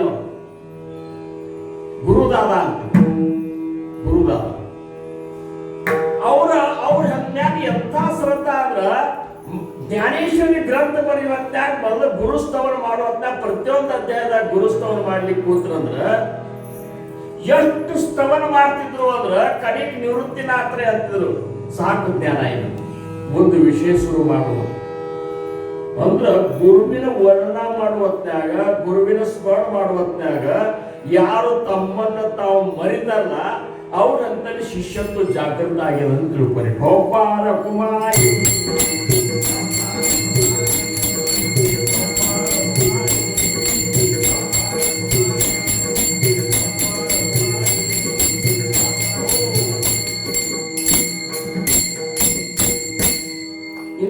ಚಾಣಾಕ್ಷಮತಿ ಇರುವಂತ ಏಕನಾಥಗ ಜನಾರ್ದನಪ್ಪ ಅಂತಂದ್ರು ಇನ್ನು ನಮ್ಮ ಕಿಲ್ಲದ ಲೆಕ್ಕಪತ್ರವನ್ನು ನೀನೇ ಮಾಡುತ್ತೆ ನೋಡ್ರಿ ಇವೇ ಕೆಲಸಗಳು ರಗಡಿತು ಗುರುನಾಥ ಹೆಂಗ ಪರೀಕ್ಷೆ ಮಾಡ್ತಾನೆ ಗೊತ್ತಾಗುದಿಲ್ಲ ಆಜ್ಞಾ ಪ್ರಮಾಣ ಅಂತ ಇಷ್ಟೆಲ್ಲ ಮಾಡಿ ಅವ್ರು ರಾತ್ರಿ ಮಲ್ಕೋಬೇಕಾದ್ರೆ 9:30 ಸರಿ ಆಗ್ತಿತ್ತು. 9:30-10 ಅವ್ರಿಗೆ ಹಾಸಿಗೆ ಕೊಟ್ಟು ಅವ್ರನ್ನ ಮಲಗಿಸಿ ಅವ್ರ ನಿದ್ದೆಗೆ ಹತ್ತಿದ ಕೂಡಲೇ ಈ ಲೆಕ್ಕಪತ್ರ ತಗೊಂಡು ಚಿಮಣಿ ಒಳಗೆ ಮತ್ತೆ ಅದು ಈಗಿನ ಲೈಟ್ಸ್ ಇರ್ತಿಲ್ಲ, ಚಿಮಣಿ ಒಳಗೆ ಮಾಡ್ಕೊತ ಕೂಡುದು. ಒಂದು ದಿವಸ ಏನಾತಂತ, ಒಂದು ಅಣೆ ಅಂದ್ರೆ 6 ಪೈಸಾ. ನಮಗ್ ಬರ್ತದ, ನಿಮಗೆ ಈಗಿನ ಹುಡುಗರಿಗೆ ಗೊತ್ತಿಲ್ಲ.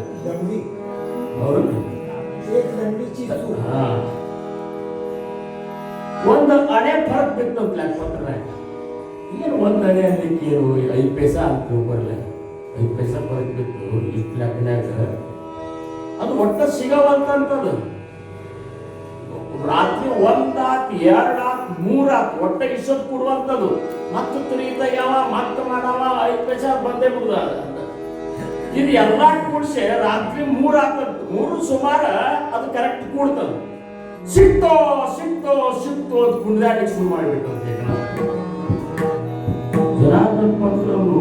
ಹೆಸರ ಅನ್ನೋರು ಏಕ್ರಂತ ಹಿಂಗ್ಯಾಕ್ ಕುಡ್ಲಿಕ್ಕತ್ತಿ, ಏನ್ ಸಿಕ್ತು ಅಂತಂದ್ರು.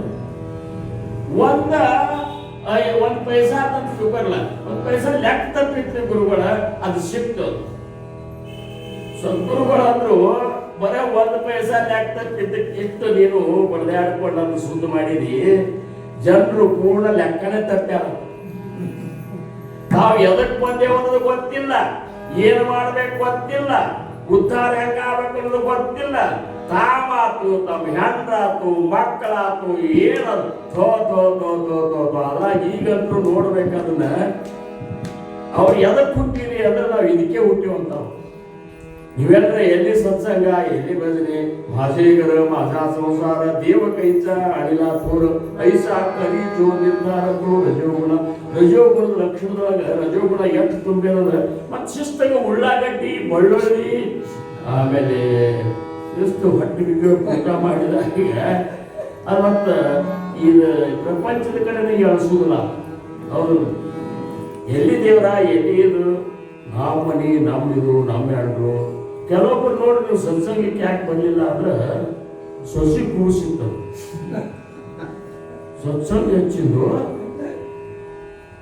ಹಂಗ ಆಗತ್ತಾವು. ಇದಕ್ಕೆ ನೀನು ಮಾಡ್ಕೊಂಡು ಶಂಕರ ಕೂಡ ಅವ್ರು ಯುದ್ಧದ ಸಂಬಂಧ ಸತ್ಸಂಗ ಬಿಡುದ ನೆವಾರನ್ನು ಸಹಿತ ಏನ್ ಹೇಳ್ಕೊಂಡು ತೂಕರೇ ಬೇಕಲ್ಲ, ಇದಕ್ಕಿದೆ ನೆವ ಅಂತೇಳಿ ಏನ್ ಹೇಳ್ಬೇಕು ಗೊತ್ತಿಲ್ಲ. ಒಟ್ಟ ಹೆಂಗರ ಮಾಡಿ ಇದನ್ನ ತಪ್ಪಿಸ್ಬಿಡು. ಇಲ್ಲಿ ಬಂದು ಕೂತರೆ ಚಂದ ಕೂಡ್ತಾರಂತೆ ನಂದು ಕೂಡು ಪ್ರಶ್ನೆ ಎಷ್ಟೊತ್ತಿ ಮುಗಿತಂತ ಕೇಳ್ತಾರೆ. ಈ ಮನಿ ಮಾಲಕರನ್ನ ಕೇಳೋದು ಚಲೋ ಆತ್ರಿ ಬಂದ್ರಿ ಎಷ್ಟೊತ್ತಿ ಮುಗಿಸ್ತೀನಿ. ಸುರುಳಿ ಆಗಿಲ್ಲ, ಮುಗಿಸಿದ ಕಡೆ ಲಕ್ಷದ. ಮತ್ತಿದ ಹಂಗೆ ಅದನ್ನ ನಾವು ಹಿಂಗ ಅಲ್ಲಿ ಹೇಳಾರ ಹಂಗೆ ನಮಗತ್ತೆ ಹಂಗೆ ಒಂದ್ ನಮೂನಿ ನೀವು ನಕ್ಕರಿ ನಾವು ಹೇಳ್ಕೊಂಡು ಹೋದೆ ಹಂಗೆ ಓದ್ತಂತ ತಿಳ್ಕೊಂಡು ತಾಮಸ್ ತಮೋ ಗುಣ ಜಾಗೃತ ಆಗಿಬಿಡ್ತದೆ. ಏನಾರೇ ಮಾಡಿ ಇವ್ನ ನಂಗೆ ಹಾಕೊಂಡು ಹಿಂಗ 3 ಗುಣಗಳು ಏನವಲ್ಲ ಇವು ನಮ್ಮನ್ನ ಹದಿಗೆಡ್ಸ್ಬಿಡ್ತಾವ. ಇಲ್ಲೇ ಕೂತಾಗ 3 ಗುಣಗಳು ಇದು ಮಾಡ್ತಿರ್ತಾವ. ಮುಳಿ ದೇಹ ತ್ರಿಗುಣಾಚಾರ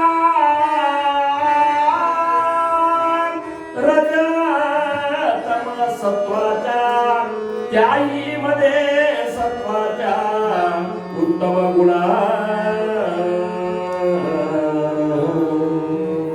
ಮೂರದಾಗ ವಿಚಾರ ಮಾಡಿದ್ರೆ ಎಲ್ಲರ ದೇಹದಾಗೂ 3 ಗುಣ ಅವ. ಯಾವುದು? ಸತ್ವಗುಣ, ರಜೋಗುಣ, ತಮೋಗುಣ. ಸತ್ವಗುಣ ಭಗವತ್ ಭಕ್ತಿಗೆ ಹಸ್ತದ. ಸತ್ವಗುಣೇ ಭಗವತ್ ಭಕ್ತಿ, ರಜೋಗುಣೇ ಪುನರಾವೃತ್ತಿ, ತಮೋಗುಣೇ ಅಧೋಗತಿ ಪಾವತಿ ಪ್ರಾಣಿ. ಈ 3 ಗುಣದ ಅಧೋಗತಿಗೆ ಹೋಗ್ಬೇಕಾಗಿತ್ತು. ಪಾತಾಳ ಕಡೆ ಹೋಗಿ ಹಿಂದಿನ ನಾಯಿ ಹಿಂದಕ್ಕೇನಾಗಿದ್ದೀವಲ್ಲ, ನಾಯಿ ಕತ್ತಿ ಹಂದಿ ಗಿಂದಿ ಇಂಥವು ಬಿಟ್ಟು ಮನ್ಯಾಗ ಸಾಕು ಪಾಡ ಆದ್ರೆ ಬೇಸ್ ಮನ್ಯಾಗ ಸಾಕು ನಾಯಿ ಆದ್ರೆ ಚಲೋ ಸದ್ಯದ ಪರಿಸ್ಥಿತಿ ಒಳಗೆ. ಯಾಕಂದ್ರ ಎಷ್ಟು ಬೇಜವಾನಿಕೆ ಅದಕ್ಕೆ ನಾವು ತಿನ್ನೋದಕ್ಕೆ ಅದಕ್ಕೆ ತಿನ್ನಿಸ್ತಾರ, ಎಂತ ಫುಡ್ಗಳು ತಿನ್ನಿಸ್ತಾರ, ಕಾರ್ನಾಗ ಕರ್ಕೊಂಡು ಹೋಗ್ತಾರ, ಮತ್ತೆ ಕಿಟಕಿ ಹವಾಬರಂಗೆ ತಗೊಂಡು ಎತ್ಕೊಂಡು ಏನು ಒಂದೊಂದು ನಾಯಿಗಳು ಇದೋರೆ ಪುಣ್ಯಾರಿ ಹೆಂಗೆ ಇರಬೇಕು, ಎಷ್ಟು ಐಶ್ವರ್ಯ ಏನು ಬ್ಯಾಡದನ್ನ ಏನು ಇನ್ನು ಬಿಡಾಡಿ ನಾಯಿಗಳು ಅವ ಬಿಡ್ರಿ. ಅವತ್ತು ಪುಣ್ಯ ಕಡಿಮೆ ಇರ್ತದೆ, ಕಲ್ಲು ಹೋಗ್ಕೊತ ಮಂದಿ ಅಡ್ಡಾಡ್ತಾರ, ಅದನ್ನ ಇದನ್ನ ತಿನ್ಕೊತ ಹೋಗ್ತಾವ. ಪ್ರಾಣಿಗಳು ಒಳಗೋಡೆ ನಾಯಿಕಿತ ತಾಯಿಕಿತ ನಾಯಿಗೆ ಹೆಚ್ಚು ಮಹತ್ವ ಅದ ಇಲ್ಲ. ಮತ್ತ ಅವಕ್ಕಿಂತ ಅತ್ತತ್ ಹೋದ್ರೆ ಅಂತ ತಿಳ್ಕೊಂಡ್ರೆ ಹಂದಿ ಗಿಂದಿ ಇವೆಲ್ಲ ಆದ್ರ ಕೋಳಿ ಗಿಳಿ ಆದ್ರ ಯಾವಾಗ ನೀವು ಪಾರ್ಟಿಗೆ ಹೋಯ್ತೀವಿ ಮುಗಿಸ್ಕೊಂಡು ಬರ್ತಾರೆ.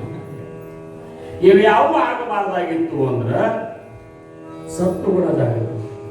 ಸತ್ವಗುಣ ಜಾಗೃತಿ ಅಂದ್ರೆ ಹ್ಯಾಂಗ ಮಾಡ್ಕೋಬೇಕ್ರಿ ಅಂದ್ರೆ ಅದೇನೇನು ಮಾಡ್ಕೊಳ್ಳೋದ್ರೆ ಏನು, ನಮ್ಮಲ್ಲಿ ಆ ರೀತಿ ಆಹಾರ ಉಣ್ಬೇಕು, ಚಲೋ ಚಲೋ ಸಾತ್ವಿಕ ಆಹಾರ ಉಣ್ಬೇಕು, ಸಂತರ ಸಂಘದೊಳಗೆ ಇರಬೇಕು, ಚಲೋ ಚಲೋ ವಿಚಾರ ಮಾಡಬೇಕು, ಸದ್ಗ್ರಂಥದೊಳಗೆ ಭಾಗವಹಿಸಿ ಇವನ್ನೆಲ್ಲ ಮಾಡೋದಂದ್ರೆ ಸತ್ವಗುಣ ಬರ್ತದೆ. ಮತ್ತೆ ಇದು ಸತ್ವಗುಣ ಚಲೋ ಆಹಾರ ಅಂದ್ರೆ ಏನ್ರಿ? ಸತ್ವಗುಣದ ಆಹಾರ ಅಂದ್ರೆ ಏನಿಲ್ಲ, ಹಾಲ, ಬಿಸಿ ಭಾಕ್ರಿ, ಉಪ್ಪ ಖಾರ ಎಲ್ಲ ಕಡಿಮೆ ಅಂದ ಕೂಡಲೇ ಒಂದ್ 4 ಭಾಕ್ರಿ ಒಂದ್ ತಮ್ಮಿಗೆ ಹಾಲ ಹಾಕೊಂಡು ತಿಂದ್ರೆ ತಿಳ್ಕೊಂಡು ಹುಡ್ದಾಕೊಂಡು ಅದು ತಮೋಗುಣ ಹಾಕಿ ಕೊಡ್ತದೆ, ಅಮಲ್ ಬಂದು ಬಿಡ್ತದೆ. ಅಮಲ್ ಆಯ್ತು ತಮೋಗುಣದ ಹೊಟ್ಟಿ ಸ್ವಲ್ಪ ಖಾಲಿ ಇಟ್ಕೊಂಡು ಯಾರು ಊಟ ಮಾಡ್ತಿರ್ತಾರ ಅವ್ರಿಗೆ ಅಧ್ಯಾತ್ಮ ಸಾಧಿಸ್ತದೆ. ಸುಸ್ತ ಹೇಳ್ತಿದ್ರು ಕೂತು ಬಿಟ್ಟು ತಿಳ್ಕೊಂಡು ನಾವು ಹೇಳೋದು ಸುಮ್ ಬಂದೆವು ಮತ್ತೆ ಕರ್ಸ್ಯಾರ ಅಂತ ಹೇಳೋದಾಗ್ತ ಹೊತ್ತಾಗೆ ಕೇಳಾರಲ್ಲೇ ಇರ್ಲಿಲ್ಲ ಅಂದ್ರೆ ಹೇಳಾರ ಏನ್ ಹೇಳ್ಬೇಕು. ಅದಕ್ಕ ಸತ್ವಗುಣ ಜಾಗೃತ ಆಗಬೇಕಾದ್ರೆ ಏನಂದ್ರ ಧನದಾನ, ವಸ್ತ್ರದಾನ, ಅನ್ನದಾನ, ಉದಕದಾನ, ಕೈ ಬ್ರಾಹ್ಮಣ ಸಂತರ್ಪಣ ತೋ ಸತ್ವಗುಣ. ಧನದಾನ, ವಸ್ತ್ರದಾನ, ಅನ್ನದಾನ, ಉದಕದಾನ ಇವೆಲ್ಲ ಗೊತ್ತಾಗ್ತಾವ. ರೊಕ್ಕ ದಾನ ಮಾಡೋದು, ಅನ್ನದಾನ ಮಾಡೋದು, ವಸ್ತ್ರದಾನ ಮಾಡೋದು, ಇವೆಲ್ಲ ದಾನ ಮಾಡೋದ್ರೆ ಎಟ್ಲೀಸ್ಟ್ ಈ ಕೈಗೆ ಕೊಡುವುದರ ಕಲಿಸುದು. ಇದು ಕೊಡುವುದೇ ಬರ್ತಿಲ್ಲ, ಬೇಡುವುದೇ ಅದ. ಬರೀ ಯಾವಾಗಲೂ ಕೈ ಹಿಂಗೆ ಇರ್ತದೆ. ನಮ್ಮ ಮಹಾರಾಜ ಹೇಳ್ತಿದ್ರು ನಮ್ಮ ತಾಯಿಯವರಿಗೆ, ಜನಾಬಾಯಿ ನಿನ್ನ ಕೈ ಯಾವಾಗಲೂ ಮ್ಯಾಲೆ ಇರ್ತದೆ. ಮತ್ತು ನಾವು ಗುರುವಿನ ಭಕ್ತರಾಗಿ ಕೈ ನಾವು ಹಿಂಗೆ ಮಾಡಿದೇವೆ ಅಂತ ತಿಳ್ಕೊಂಡು ಸದ್ಗುರುಗಳಿಗೆ ಸಂತೋಷ. ಅಖಿಲಾಂಡ ಕೋಟಿ ಬ್ರಹ್ಮಾಂಡ ನಾಯಕನಾದಂತ ನನ್ನ ಗುರುವಿನಿಗೆ ನನಗೇನು ಬರ್ತದೆ? ರಾಜಯಾತಿಕಾಂತ ಕಲಾವತಿ ಕಲಾವತಿ ಕಾಯ ಭೀಕಮಾಗೆ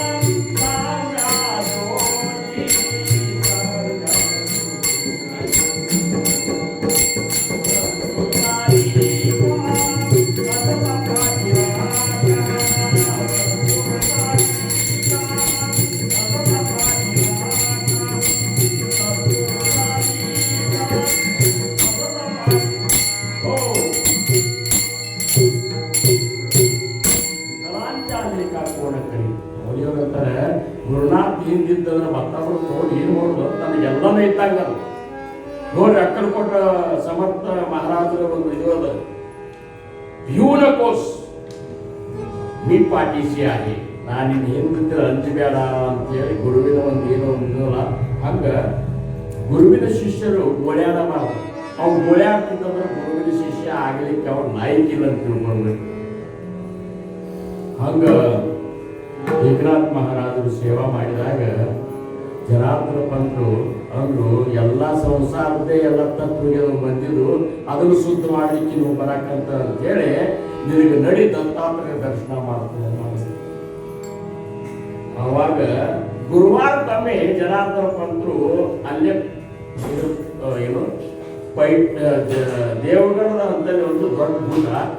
ಆ ಗುಡ್ಡದೊಳಗೆಲ್ಲ ಗಿಡ ಗಿಡ ಎಲ್ಲ ಏನಪ್ಪಾ ಅಂದ್ರೆ ಎಷ್ಟೊಂದು ಏಕಾಂತ. ಅಲ್ಲಿ ಯಾರು ಅಲ್ಲಿ ಯಾರು ಸುಳಿತಿದ್ದಿಲ್ಲ. ಅವಾಗ ಪ್ರತಿ ಗುರುವಾರಕ್ಕೆ ಹೋಗ್ತಿದ್ರು.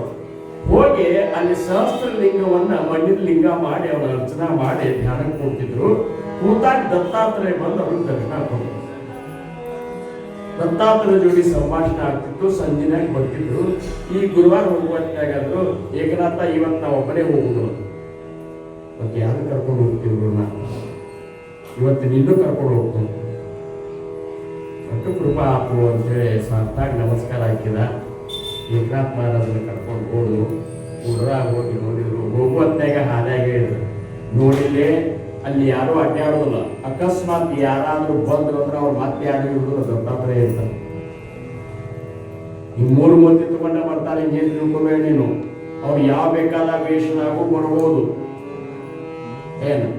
ಅದಕ್ಕೆ ಯಾರು ಬಂದ್ರೆ ಅವ್ರೇನು ತಿಳ್ಕೊಂಡು ಇಟ್ಟು ಕೇಳ್ಕೊಂಡ ಹೋದ್ರು. ಅಲ್ಲಿ ದೊಡ್ಡ ಕಲ್ಲಿತ್ತು, ಸಹಸ್ರಲಿಂಗ ಮಾಡಿಕೊಟ್ಟಿವ, ಪೂಜೆ ಮಾಡಿದ್ರು. ಕಲ್ಲಿ ಮೇಲೆ ಕೂಡುದ್ರಾಗೆ ಒಬ್ಬವ ಮಲಿಂಗ ಅಂದ್ರೆ ಏನು, ಈ ಏನಂತಾರೆ ಫಕೀರನ ವೇಷ, ದಾಂಡಿಗೆ ಆಳ ಹೋಳಿಗೆ ಗಾಡಿ ಗೀಡಿ ಬಿಟ್ಟಾರ. ಒಂದು ನೋಡಿ ಏನಪ್ಪ ಫಕೀರ್ ನೋಡಿ ಇದು ನೋಡಿಲ್ಲ ನೀವು. ಒಂದು 4 ನಾಯಿಗಳು ಇವ್ ತಗೊಂಡ ಬಂದಪ್ಪ. ಒಬ್ಬ ಮನುಷ್ಯ ಬಂದ ಅವ್ರು ಅಲ್ಲಿ ಬರ್ಲಿಕ್ಕಂತಾರ. ಜನಾರ್ದನಪ್ಪಂತರು ಸಾಕಾಗಿ ನಮಸ್ಕಾರ ಹಾಕಿದ್ರು. ಏಕನಾಥಂದ ನಮ್ಮ ಮಹಾರಾಜರಿಗೆ ಎಲ್ಲರೂ ನಮಸ್ಕಾರ ಮಾಡ್ತಾರ. ಇಂಥ ಕೆಟ್ಟ ಒಂದು ಇದು ಹಾಕೊಂಡು ಬಂದಾನಿವ, ಇವ್ರು ಹೋಗಿ ಇವ್ರು ನಮಸ್ಕಾರ ಮಾಡ್ತಾರಲ್ಲ ಅಂತ ಒಂದಾಗಿ ಸ್ವಲ್ಪ ಆಶ್ಚರ್ಯ ಆಗ್ತದೆ. ಆದ್ರೂ ಸ್ವಲ್ಪ ಬಂದರು. ಇಬ್ಬರು ಕಲ್ ಮೇಲೆ ಕೂತು ಏನೇನೋ ಒಂದು ಸ್ವಲ್ಪ ಮಾತಾಡಿದ ಮೇಲೆ ಆ ಮಲಿಂಗ ವೇಷದಾಗ ಬಂದಿದ್ದಲ್ಲ ದತ್ತಾತ್ರೇಯ, ಅವ್ರು ಏನು ಮಾಡಿದ್ರು, ಜೋಳಿಗಾದ ಒಂದಿಷ್ಟು ಒಂದು ಗೋವಣಿ ತೆಗೆದ ಅಲ್ಲಿ ಮನೆ ಮುರುಕು ಗೋವಣಿ. ಅದ್ರಾಗ ಒಂದಿಷ್ಟು ತುಳುಕು ಕಟಕ್ ಬಕ್ರಿ ಚೂರುಗಳು ತಂದು ಅದ್ರಾಗ ಹಾಕಿ ಹೋಗಿ ಜನಾರ್ದನ ಆ ನಾಯಿ ಹಿಡ್ಕೊಂಡು ಹಾಲು ಹಿಡ್ಕೊಡ್ಬ. ನಾಯಿ ನಾಯಿ ಹಾಲು ಇದ್ರಾಗ ಏನು ಒಂದು ನಮೂನೆ ಅನ್ಸ್ಬೇಕಂತ ಅಜ್ಞಾ ಅಂತೇಳಿ ಅವ್ರು ಹೋದ್ರು. ಅದು ತೊಗೊಂಡು ನಾಯಿ 4 ನಾಯಿ ಹಿಡಿದಿದ್ರು. ಗೋವಣಿ ತುಂಬ ಹಾಲಾದ್ರು. ತೋಡ್ ಬಂದ್ಬಿಟ್ರು. ಶಿಸ್ತಿಗೆ ಕಲಸಿ ಶಿಸ್ತು ಮಾಡಿ ಇಬ್ರು ಮಾತಾಡ್ಕೊಂತ ಶಿಸ್ತು ಹೊಡಿಲಿಕ್ಕಂತಂದ್ರೆ ನಮ್ಮ ಮಹಾರಾಜರು ಕಿಲ್ಲಾದಾರರು ಎಂತ ಬೇಸರಿಕೆದ ನಾಯಿ ಹಾಲಿನಾಗ ಕಟಕ ಬಕ್ರಿ ಕಲಸ್ಕೊಂಡು ಇಂಥ ಜೋಡಿ ಊಟ ಮಾಡ್ಲಿಕ್ಕಂತಾರಲ್ಲ ಅಂತೇಳಿ ಗಾಬರಿ ಆಗ್ಬಿಟ್ರು. ಏಕರಂತ ಶಿಸ್ತು ಊಟ ಮಾಡಿದ್ರು. ಕಡಿಗೆ ಒಂದಿಷ್ಟು ಬಾರು ಏಕರಂತ ಮಾಡಿದ್ರು. ಇದು ಹೋಗಿ ತೊಳ್ಕೊಂಡು ಬಾ ಅಂದ್ಮೇಲೆ ಆ ಗೋಗಡಿ ತೊಗೊಂಡು ತೊಳಿಲಿಕ್ಕೆ ಹೋದ. ಅಲ್ಲೇ ಬಂದು ನೀರು ಹರಿತಿದ್ದು ಹೋದಾಗ ಪ್ರಯಾಸ ಆಗ್ತದೆ. ಇಂಥ ನಾಯಿ ಹಾಲಿನಾಗ ಕಲಸಿದ ಕಟಕ್ ಬಕ್ರಿ ನಮ್ಮ ಮಹಾರಾಜರು ತಿಂತಾರಂದ್ರೆ ಇದು ಸಾಮಾನ್ಯ ಅಲ್ಲ. ನಮ್ಮ ಮಹಾರಾಜರು ತಿಂತಾರಂದ್ರೆ ಅದು ಉಳಿದಲ್ಲ. ಇದು ನನ್ನ ಗುರುವಿನ ಪ್ರಸಾದ ಅಂತ ಅದು ಕುಡಿದು ಬಿಟ್ಟ. ಕುಡಿದು ಹಿಂಗೆ ಗೋಗಾಡಿ ಹಿಂಗೆ ಮಾಡೋದ್ರಾಗೆ ಎದುರಿ ಸಾಕ್ಷಾತ್ ದತ್ತಾತ್ರೇಯ ನಿಂತಿರ್ತದೆ. ಗೋಪಾಲ ಕುಮಾರಿ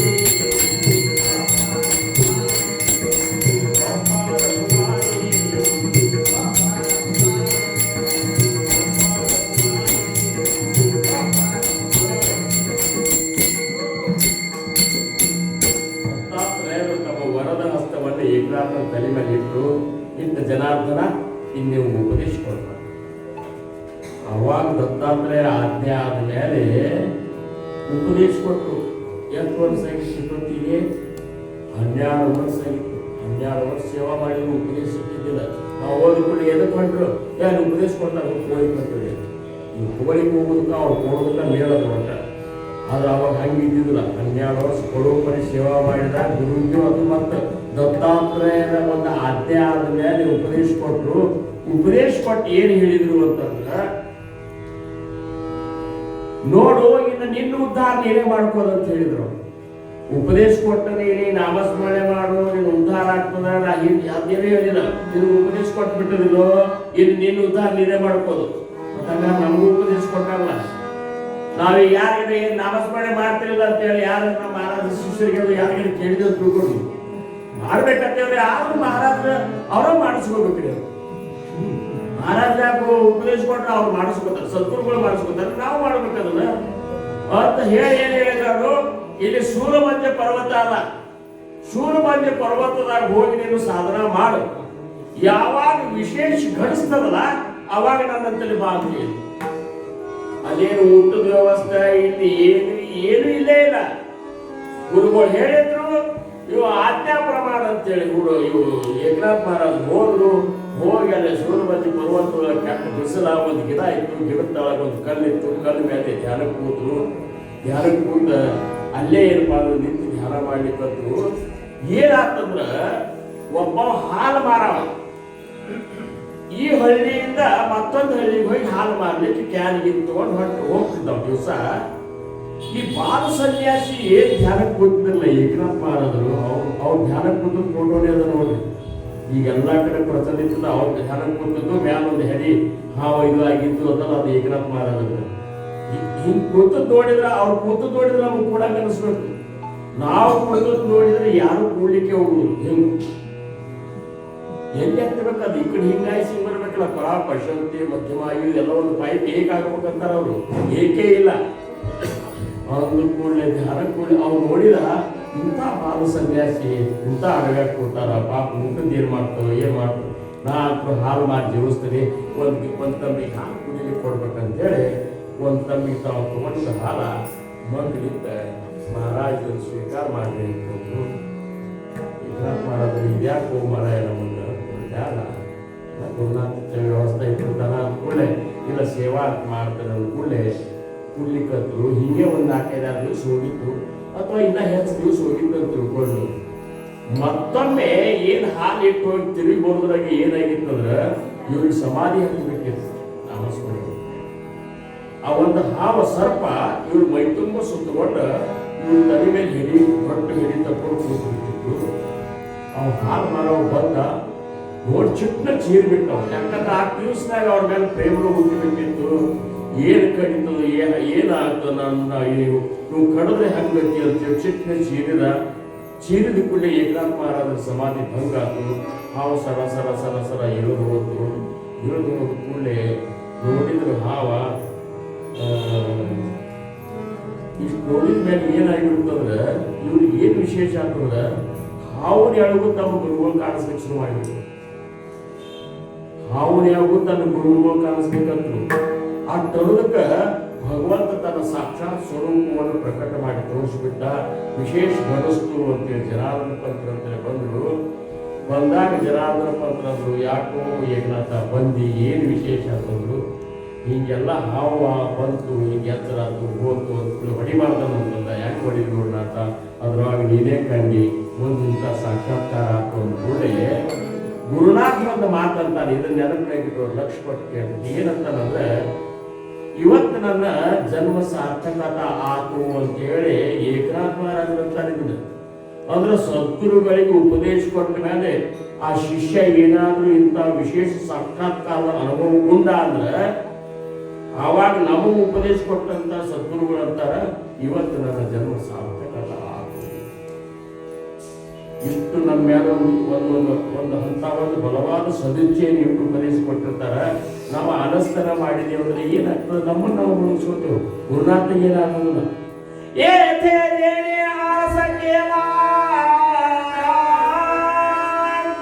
ಸರ್ವಸ್ವೇ ದೇವನಾಯಿ ಓಳಕಿಲ್ಲ ವಿವೇಕೇ ಬಳೆ. ಆಲಸ್ಯ ಮಾಡಿದ್ರೆ ನಮ್ಮನ್ನು ನಾವು ಮುಗಿಸ್ಕೊತೇವೆ. ಆಲಸ್ಯ ಮಾಡಲಿಲ್ಲ. ಅವಾಗ ಅವರು ಯಾತ್ರಾಕ್ ಹೋಗಪ್ಪ ಕಳಿಸಿದ್ರು. ಆ ಕಡೆ ಯಾತ್ರಾಕ್ ಹೋಗೋದು ಕಳಿಸಿದ್ರು. ಈ ಕಡೆ ಅವ್ರಿಗೆ ಶುರು ಹೊತ್ತು ಏಕನಾಥ ಇಲ್ಲಿ ಜನಾರ್ದನ ಪಂತ್ರ ಇದ್ರಾಗಿದ್ದಾನಂತ ಮುತ್ಯ ಒಬ್ರು ಪೂಜಾರಿ ಹೇಳಿದ್ರು. ಹೇಳಿದ ಕೂಡಲೇ ಮುದುಕ ಅಜ್ಜ ಅಜ್ಜಿ ಇಬ್ರು ಬಂದು ಜನಾರ್ದನ ಪಂತ್ರಿಗೆ ಭೇಟಿ ಆಗ್ತಾರೆ. ಏನ್ರಿ ನನ್ನ ಮೊಮ್ಮಗ ಇಲ್ಲೇ ಇದ್ದಾನ ಅಂದ ಕೂಡಲೇ ಹೌದು ಅಂತ. ಹೀಗೆ ಯಾತ್ರಾಕ್ ಹೋಗ್ಯಾನ ಅವ ಲೈಟರ್ ಮೇಲೆ ಬರ್ತಾನ. ಅವನಿಗೆ ಒಂದು ಲೆಟರ್ ಬರೆದು ಕೊಡ್ತೀನಿ, ಈ ಕಾಗದಾಗ ಕೊಟ್ಟು ಅವ್ನು ತೋರಿಸಿದಂತಂದಾಗ ಅಜ್ಜ ಅಜ್ಜಿ ಬಂದು ಪೈಠಣದಾಗ ಇವ್ರು ಯಾತ್ರಾದಿಂದ ಪೈಠಣದೊಳಗೆ ಬರೋದಕ್ಕ ಅಲ್ಲೇ ನಡು ನಿಂತಿದ್ರು. ನಿಂತಾಗ ಅಜ್ಜ ಅಜ್ಜಿ ಬಂದಾಯಿ ಆ ಪತ್ರ ಕೊಟ್ಟು ಅದ್ರಾಗ ಏನ್ ಬಂದಿದ್ರು ಅಂದ್ರ, ಇಲ್ಲೇ ನಿಂತ ಭಕ್ತಿ ಪ್ರಸಾರ ಮಾಡು. ಏನು ಇಲ್ಲೇ ನಿಂತು ಭಕ್ತಿ ಪ್ರಸಾರ ಮಾಡೋದು ಕೂಡಲೇ ಗುರು ಆಜ್ಞಾ ಅಂತಂದ್ರು. ನಡೀಪ ಹೋಗೋಣ ಮನೆಗೆ ಅಂದ ಕೂಡಲೇ ಹ್ಞೂ ನೋಡು ನನ್ನ ಗುರುವಿನ ಆಜ್ಞೆ ಇಲ್ಲೇ ನಿಂತು ಮಾಡೋದಾರ ಅಂತ ಹೇಳಿ ಅವ್ರು ಏನು ನಿಂತಾರ ಅಲ್ಲೇ ವಾಡ ಕರಬೇಕಾಗ್ತದೆ. ಏನು ಗುರು ಭಕ್ತಿ, ಏನು ಗುರುವಿನ ಆಜ್ಞಾ ಪಾಲಿಸೋದು. ಮುಂದೆ ಪೈಠಾಣದೊಳಗೆ ಅವರು ಭಕ್ತಿ ಬೆಳೆಸ್ಬೇಕಾದ್ರು. ದಿವಸ ನಿತ್ಯ ಕೀರ್ತನ ಮಾಡ್ತಿದ್ರು, ಪ್ರವಚನಗಳನ್ನು ಮಾಡ್ತಿದ್ರು. ಆಮೇಲೆ ಕೀರ್ತನ ಪ್ರವಚನ ಅದು ಅಭಂಗವನ್ನು ಬರೀತಿದ್ರು. ಇಷ್ಟೆಲ್ಲ ಬರೆದಾಗ ಕೀರ್ತನ ಕೇಳಲಿಕ್ಕೆ ಮಂದಿ ಬರ್ಲಿ ಅಂತ ಒಂದು ವಾಟಕ ಸಕ್ಕರೆ ಕೊಡ್ತಿದ್ರು ಎಲ್ಲರಿಗೂ. ಬಂದವ್ರಿಗೆ ಏನ್ ಮಾಡೋದು, ಒಂದು ವಾಟಕ ಸಕ್ಕರೆ ಕೊಟ್ಟು ಕಳಿಸೋದು. ಆ ಸಕ್ಕರೆ ಸಂಬಂಧರೇ ಆಗಿನ ಟೈಮ್ ಮತ್ತು ಒಂದು ವಾಟಕ ಸಕ್ಕರೆ ಸಂಬಂಧ ಕೀರ್ತನ ಕೇಳಿಕ್ ಮಂದಿ ಬರ್ತಿದ್ರು. ಹಿಂಗೆ ಸಿಕ್ಕಾಪಟ್ಟೆ ವಾಡ್ಯದಾಗ ಮಂದಿ ಕೊಡ್ತಿದ್ರು, ಕೀರ್ತನ ಹೇಳ್ತಿದ್ರು. ಮುಂದೆ ಒಂದು ಮುದುಕಿ, ಕಲಿಲಾದ ಮುದುಕಿ, ಸುಮ್ಮ ಕೂತ್ಕಿ ಎಲ್ಲರೂ ಮಂದಿ ಹೋದ ಕೂತಿ ಯಾಕೆ ಕೂತೀವ ಅಂದ್ರು. ಇವೆಲ್ಲ ಹೇಳ್ತೀವಿ ನಮ್ಗೆ ತಿಳಿಯೋದು. ಯಾಕಂದ್ರೆ ನಾವು ಅಷ್ಟು ಕಲ್ತಾರು ಅಂದ್ರೆ ನೀವು ನಿಮ್ಮ ಭಾಷೆನ ದೊಡ್ಡದಾಗ್ತದೆ ತಿಳಿಯೋದು ಕೂಡಲೇ ಅವಾಗ ತಿಳಿಲಾರ್ದ ಮಾಡಿ ಏನು ಉಪಯೋಗ ಅಂತೇಳಿ ಮುಂದೆ ಭಾರೂಢಗಳನ್ನು ಬರಲಿಕ್ಕೆ ಶುರು ಮಾಡಿದ್ರು. ಏಕನಾಥ್ ಮಹಾರಾಜ್ ಆವಾಗ ಭಾರೂಢಗಳನ್ನು ನಿರ್ಮಾಣ ಮಾಡಿದ್ರು. ಅವೇ ಭಾರತ ಇವತ್ತೆಲ್ಲ ಕಡೆ ಆ ವೇಷ ಹಾಕೊಂಡು ಏನು ಮಾಡ್ತಾರೆ ಇಷ್ಟೆಲ್ಲ ಜಗತ್ತು ಉಪಕಾರ ಮಾಡಿ ಜಗತ್ತಿಗೆ ಹೇಳಿದ್ರು ಅವರು ಏನೂ ಮಾಡಬೇಡ್ರಿ, ಎರಡು ನೇಮ ಹೇಳ್ತೀನಿ ಅದು ಪಾಲಿಸಬೇಕು. ಹರಿ ಹಿಜ ದೋಣಿ ಪೈ ಸಾಧನೆ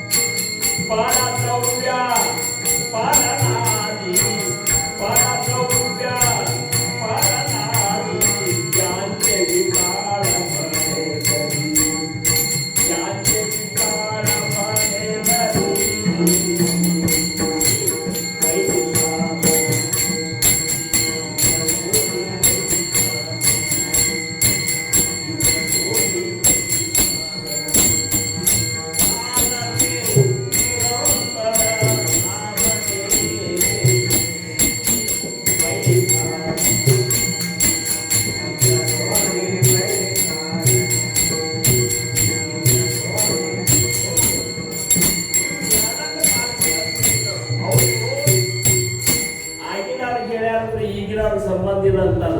ಏನವು ಪರದ್ರವ್ಯ ಪರನಾದಿ ಇವನ್ನ ವಿಟಾರ ಅಂತ ತಿಳ್ಕೊಳ್ಳೋದು, ಹೊಲಸಂತ ತಿಳ್ಕೊಳ್ಬೇಡಿ.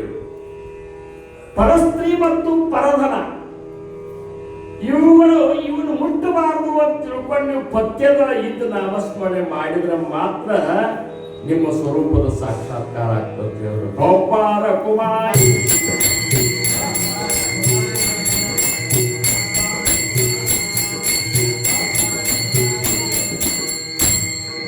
ಅನೇಕ ಲೀಲೆಗಳನ್ನು ಪೈಠಣದಾಗ ನಾಥ ಮಹಾರಾಜರು ತೋರಿಸ್ತಾರೆ.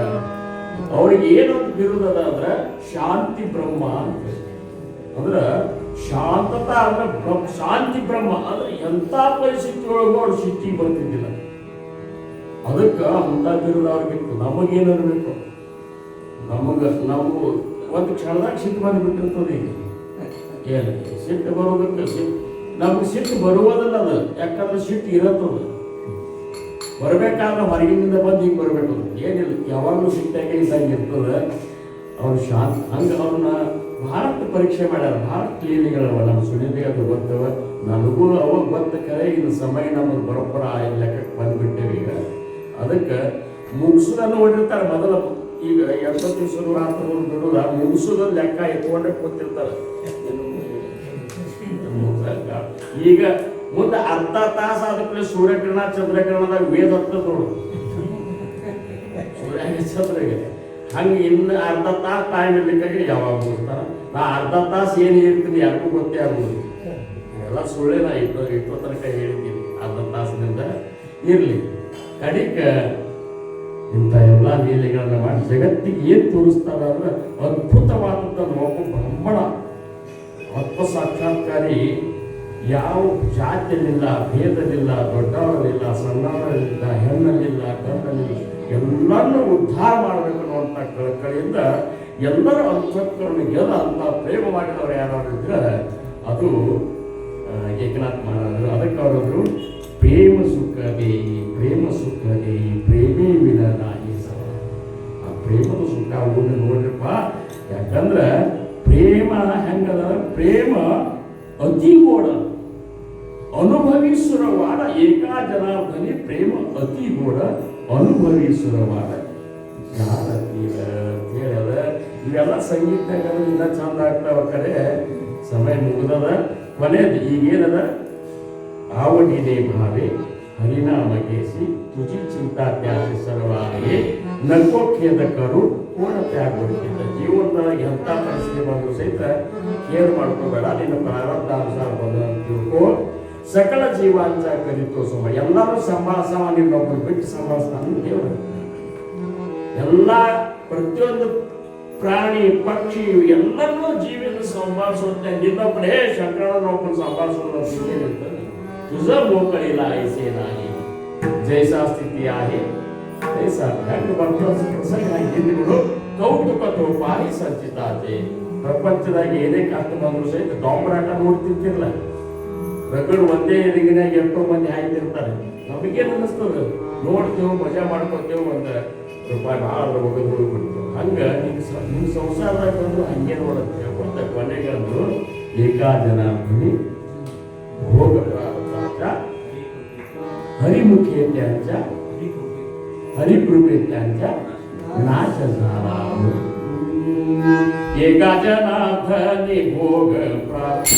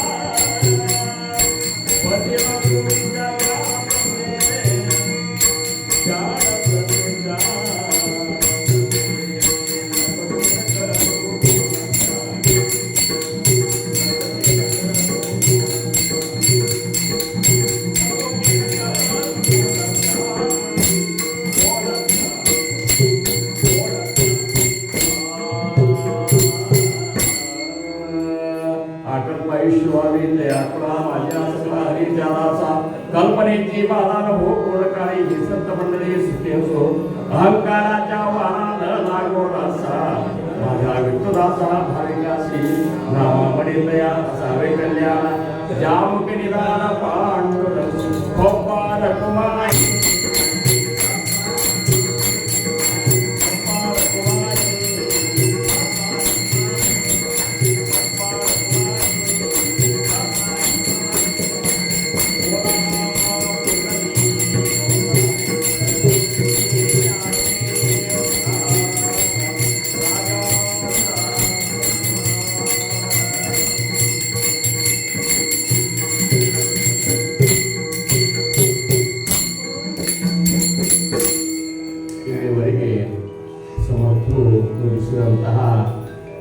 ಈ ಒಂದು ಕೀರ್ತನ ಸೇವೆಯೊಳಗೆ ಶಾಂತಿಪ್ರಭ ಏಕನಾಥರ ಜೀವನವನ್ನು ಅವರ ಮುತ್ತಜ್ಜರಾಗಿರುವಂಥ ಸಂತ ಶ್ರೇಷ್ಠ ಭಾನುದಾಸರ ಒಂದು ಜೀವನವನ್ನು ಸಂಕ್ಷಿಪ್ತವಾಗಿ ಅವಲೋಕನ ಮಾಡಿದೆವು. ಮಹಾತ್ಮರ ಜೀವನವನ್ನು ಯಾಕೆ ನಾವು ನೋಡಬೇಕಂದ್ರೆ ಅವರಂತೆ ಬದುಕಲಿಕ್ಕೆ ನಾವು ಕಲಿಬೇಕು ಹೊರತಾಗಿ ಕೇವಲ ಕೇಳುವ ಸಂಬಂಧ ಅಲ್ಲ. ಅವ್ರು ಯಾವ್ಯಾವ ಪ್ರಸಂಗದಾಗ ಹೆಂಗೆ ಇದು ಮಾಡಿದ್ರು ಅನ್ನುವಂಥದ್ದನ್ನು ನೋಡಿಕೊಂಡು ಆ ರೀತಿ ನಾವು ಗುರುಸೇವಾ ಮಾಡಬೇಕು. ಗುರುವಿನ ಆಜ್ಞಾ ಪ್ರಮಾಣಂತೆ ಜೀವನ ಸಾಕ್ಷಿ ಸತತ ನಾಮಸ್ಮರಣೆ ಮಾಡ್ಕೊಳ್ಳೋದೇವಂದ್ರೆ ಮಾತ್ರ ನಮಗೂ ಸದ್ಗುರುಗಳ ಕೃಪೆಯಿಂದ ಒಂದು ನಮ್ಮ ಆತ್ಮದ ಸಾಕ್ಷಾತ್ಕಾರ ಅನ್ನುವಂಥದ್ದು ಆಗ್ತದೆ. ಆ ಕೃಪಾ ನಮಗೆ ನಿಮಗೆ ಸದ್ಗುರು ಸಮರ್ಥ ರಂಗರಾವ್ ಮಹಾರಾಜರು, ಆಮೇಲೆ ಸದ್ಗುರು ಸಮರ್ಥ ಸದಾನಂದ ಮಹಾರಾಜರು ಆಗಿ ಹೋದಂಥ ಎಲ್ಲ ಜ್ಞಾನಿಗಳು ಸಂತರು ಅವ್ರು ನನ್ನ ಮೇಲೆ ಕೃಪೆ ಮಾಡಿ ಅಂತ ಹೇಳ್ಕೊತ ನನ್ನ ಸೇವೆಗೆ ನಾನು ರಾಜಾ